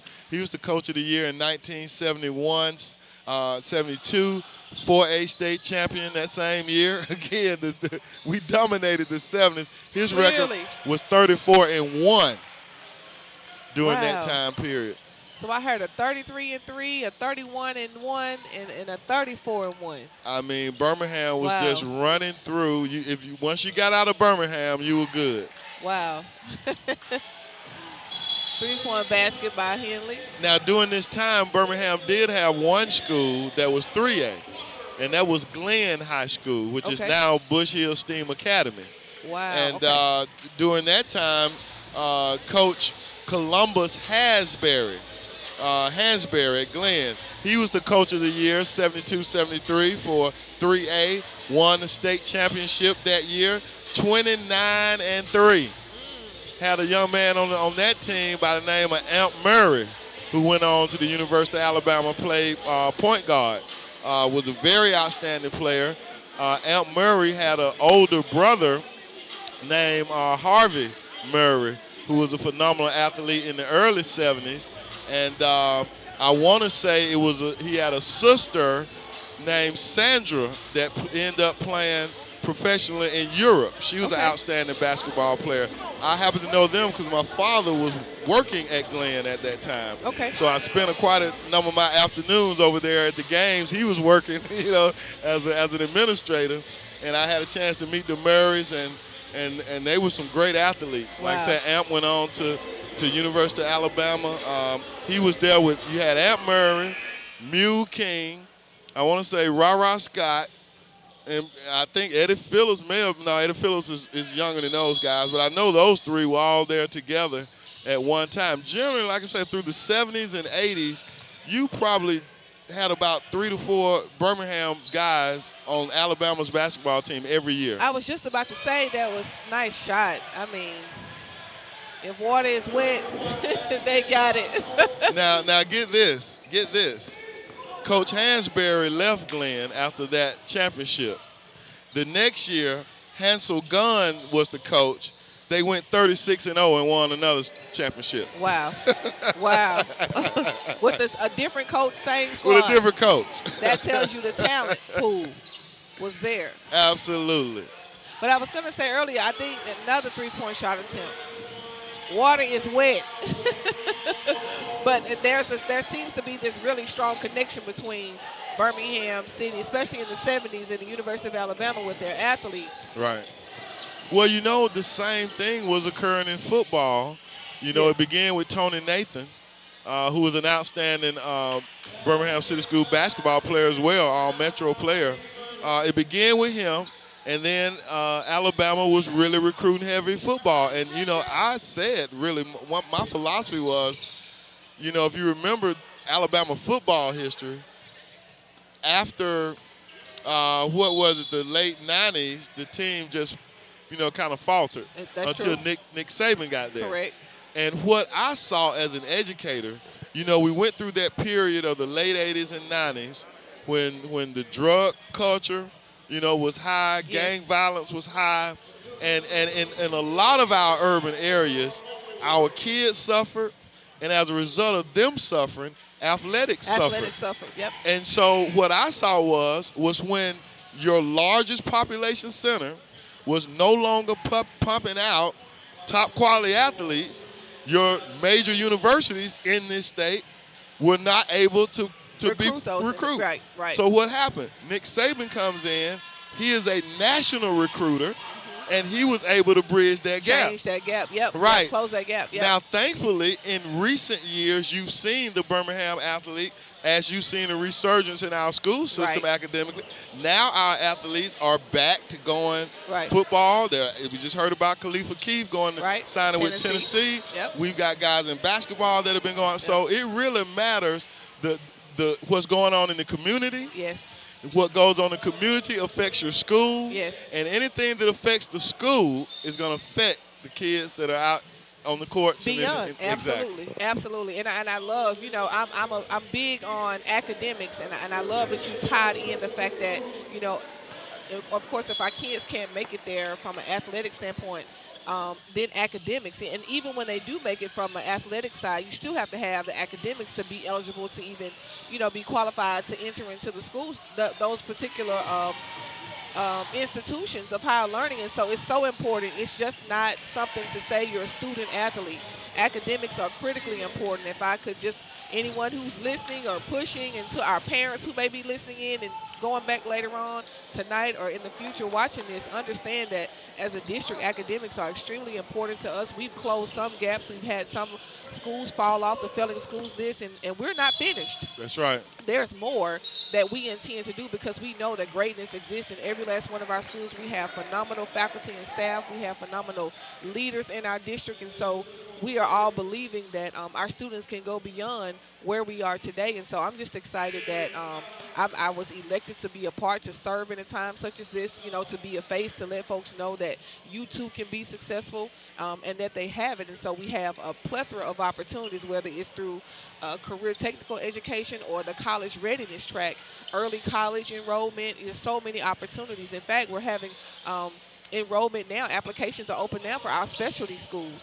So we want to make sure that students are able to explore not only in their athleticism, extracurriculum, the whole nine. We see here on the screen now the BCS specialty applications are open for the 23-24 school year. There's a QR code on the screen that can be scanned. You can take a picture of it. You can also apply directly at our schools. That's Phillips Academy, Epic, Princeton, WJ Christian, Ramsey IB School. You can visit bcsschools.org and sign up for those schools, because we are about athletics and extracurricular, but we are certainly about academics. Absolutely. And that was very well said, board member. You took that baton and you went. You when went. You give me academics, that's it, You finished that last leg, board member. Got the gold medal for us right there. You're absolutely right. And something you said reminded me of something that I have been peaked as we've done these games, and we've interviewed our principals. Obviously, I know them all, but it resonated with me that in our high schools, these principals either have worked extensively in these schools, like Principal Hudson, been here for 10 years, ingrained in the community. Either a situation like that, or these people went to these schools, or they taught at these schools for several years. So we really have some high school principals who are vested in these schools and their communities. And I mean, like Principal Hudson, he's got his kid here, and that's that speaks volumes. Yes, my kids went to school with me. You gotta want to have a school that's of quality, that you would want your own children to be a part of. And I just commend all educators who do that. That's it. Let's go down now to an interview with the athletic director, athletic AD Moss here at Parker High School. Take it away, Fred. All right, so we have the athletic director for A.H. Parker High School, Mr. Moss. You've been here all day working for these children. Talk about why you're so passionate about this school. Well, it's just a gift. as my pastor would call it, a ministry. God gave me this gift, and if Jesus loved the children, why shouldn't I? So that's why I'm so passionate about it, because this is my vessel to show God that I'm worthy of his love and his grace. So I give everything I have to these young men and young ladies because I know my reward is going to come in the end. So I'm sure, because they've been watching you all day and learning. Anything about baseball you would like to talk about is coming up, just to get the public ready to come out and support the Herd? I'm just ready for year 23. I'm just ready for year 23. I'm not going to talk. Everybody knows me that I like to play the game first, so after February 17th, I'll talk. Okay. All right. Thank you, sir. You welcome. Back to you all. Excellent interview and a great message from A.D. Moss. Again, another example of BCS excellence. He took that mic and he said something he there. He did sound like Reverend Moss or Go Pastor on, Moss I or love Minister Moss. Or, Amen. You know what? It does my heart well, to know that we have leaders like this. I've actually known A.D. Moss for a long time, over 20 years. We met years and years ago at Miles College, and it's so interesting to see how these nuggets, the fruit is all over the district of BCS, and knowing some of these folks years ago and how their character has genuinely followed them exactly where they are. And so I've heard people say before, and I often repeat, sometimes your gift can get you where your character can't keep you. And so when Coach Moss talks about his gift that God has given him, but loving what he does and being here is such a joy. Absolutely. Great interview by Fred Davenport. Great shot. Great shot. Every time we turn and take a look from the kids from Homewood, I don't think it's not a kid on the court that hasn't attempted and made a three-point shot attempt. So I know we're in the same area. Yeah. And Homewood is showing why their record is what their record is. But Parker, we have work to do, and that's okay. We have time. But these guys have still showed up with great sportsmanship tonight, and again, they have not quit playing. That's right. And I'm still going back to Coach Smith talking about in the beginning that he's looking for his guys to display confidence. What he clearly sees in them as a coach is that their athleticism and their ability is there, but they have to first believe that they actually have what they need and what it takes to actually come out on top in contests like this. But Homewood came tonight with their best. They absolutely did. That three-point ball is falling, and it's nothing you can do about that except applaud it when it happens. Absolutely. 2 minutes. 2 minutes remaining in this game. 67-41 is the score. Homewood not pulling back. They're trying to score.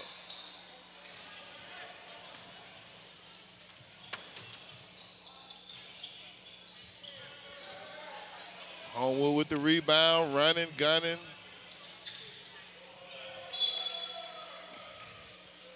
Quick hustle play there. Homewood throws the ball off of Parker's number 24 to get possession of the ball back.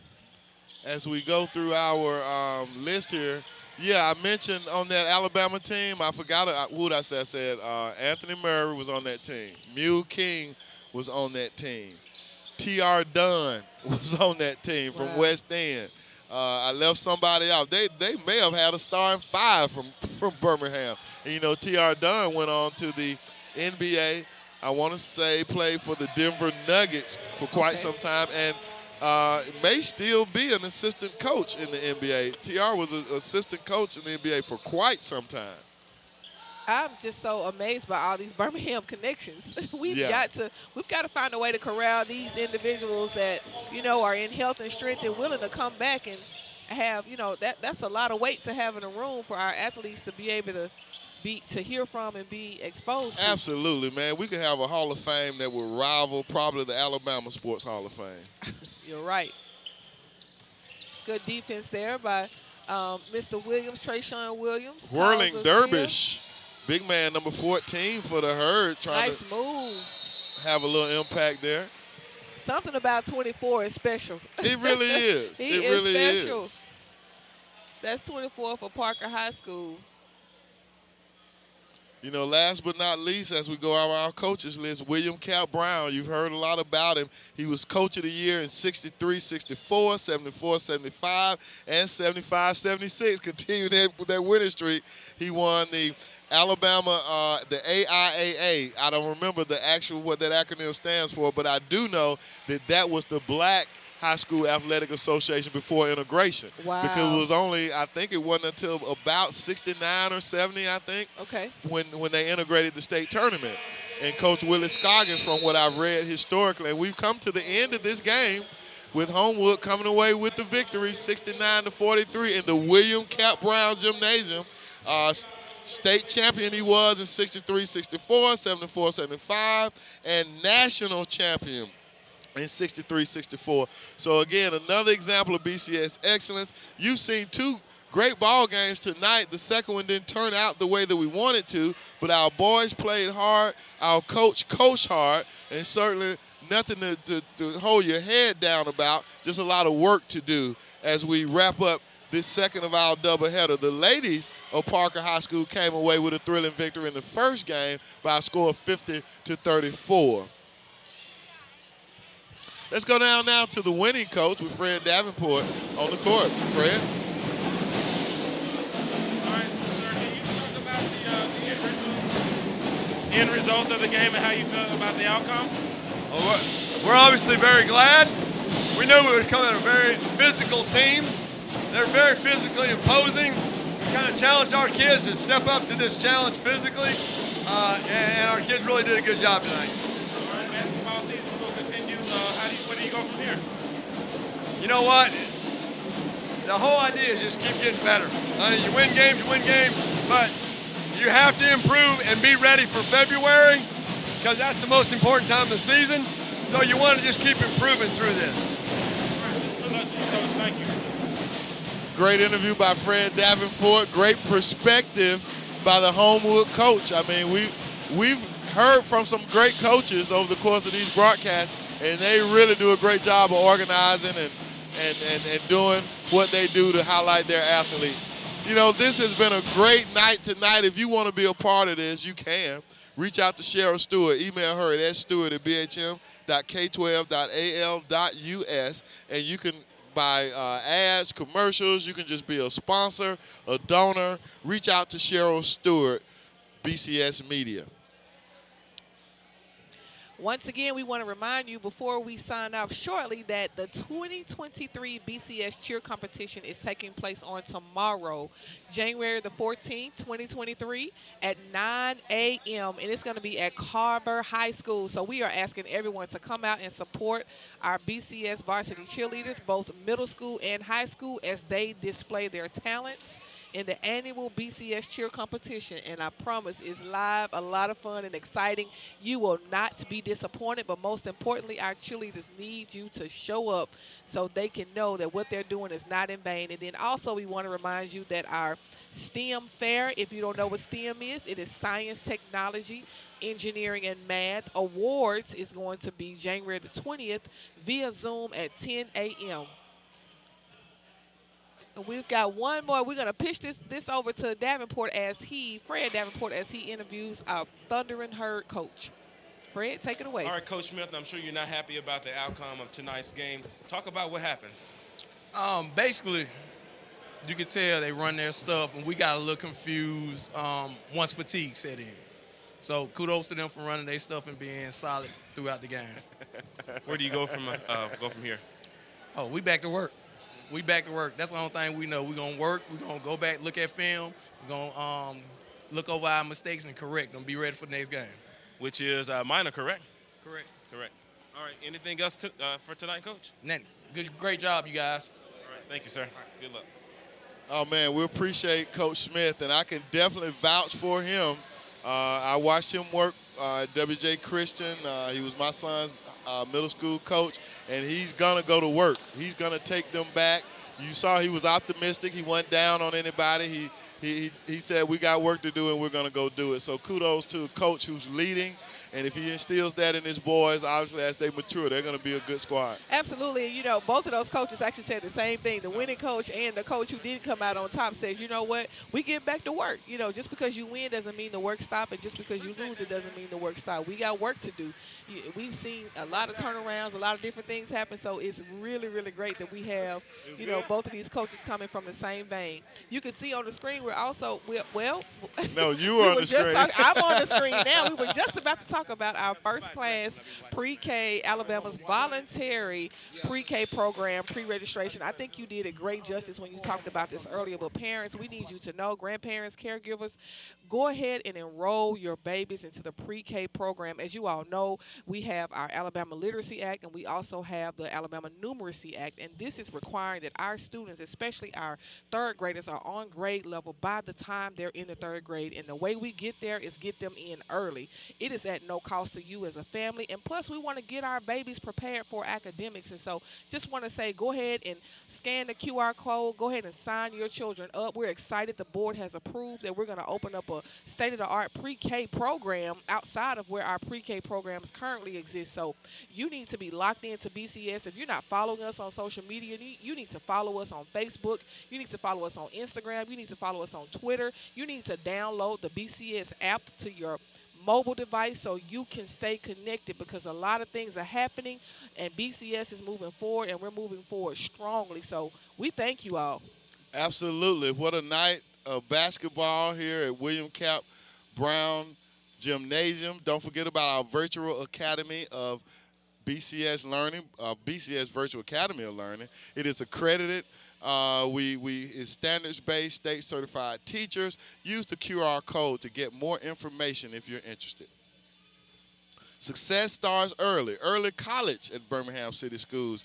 Contact Ms. Fall at bhm.k12.al.us. Your child can leave high school with college credits and be halfway to an associate degree and almost a third of the way to a BS. So at no cost. Join it. Exactly. at no cost. Specialty schools, Phillips, WJ Christian, Princeton, Ramsey, and Epic. Our open enrollment period for the application process is open for the 23-24 school year. Please apply now.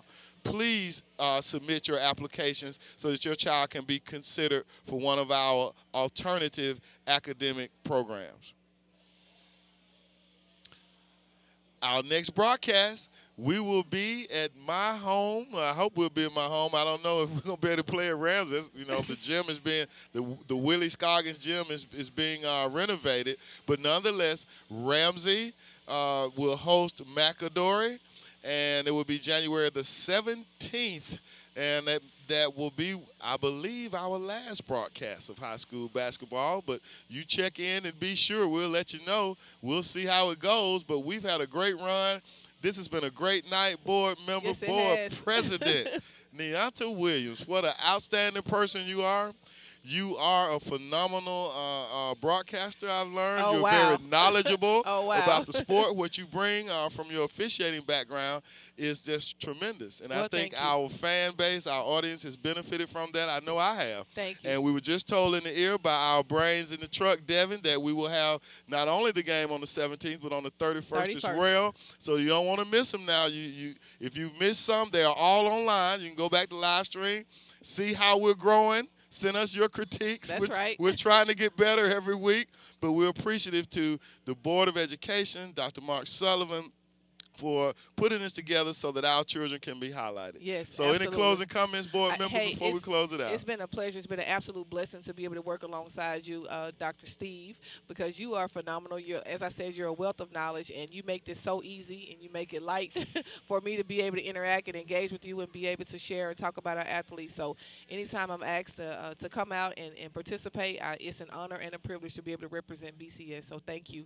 Thank you, and it's been a pleasure working with you as well. And big shout out to Delta Sigma Theta, as their Sarah has represented them well on this Founders Day. I've done my best. Ladies and gentlemen, this has been BCS Under the Lights, Courtside edition, coming to you live from the William Cap Brown Gymnasium on the campus of A.H. Parker High School, the home of the famous Zach, our cameraman. Have a good night, y'all. We love you. God bless you. Have a great night.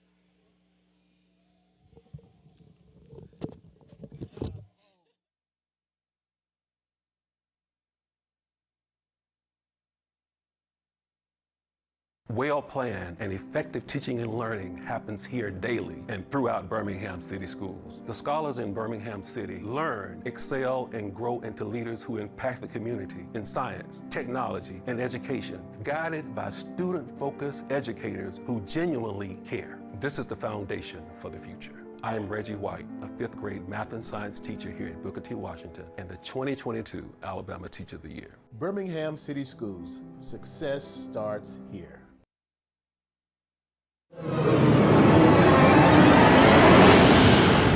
BCS Under the Lights.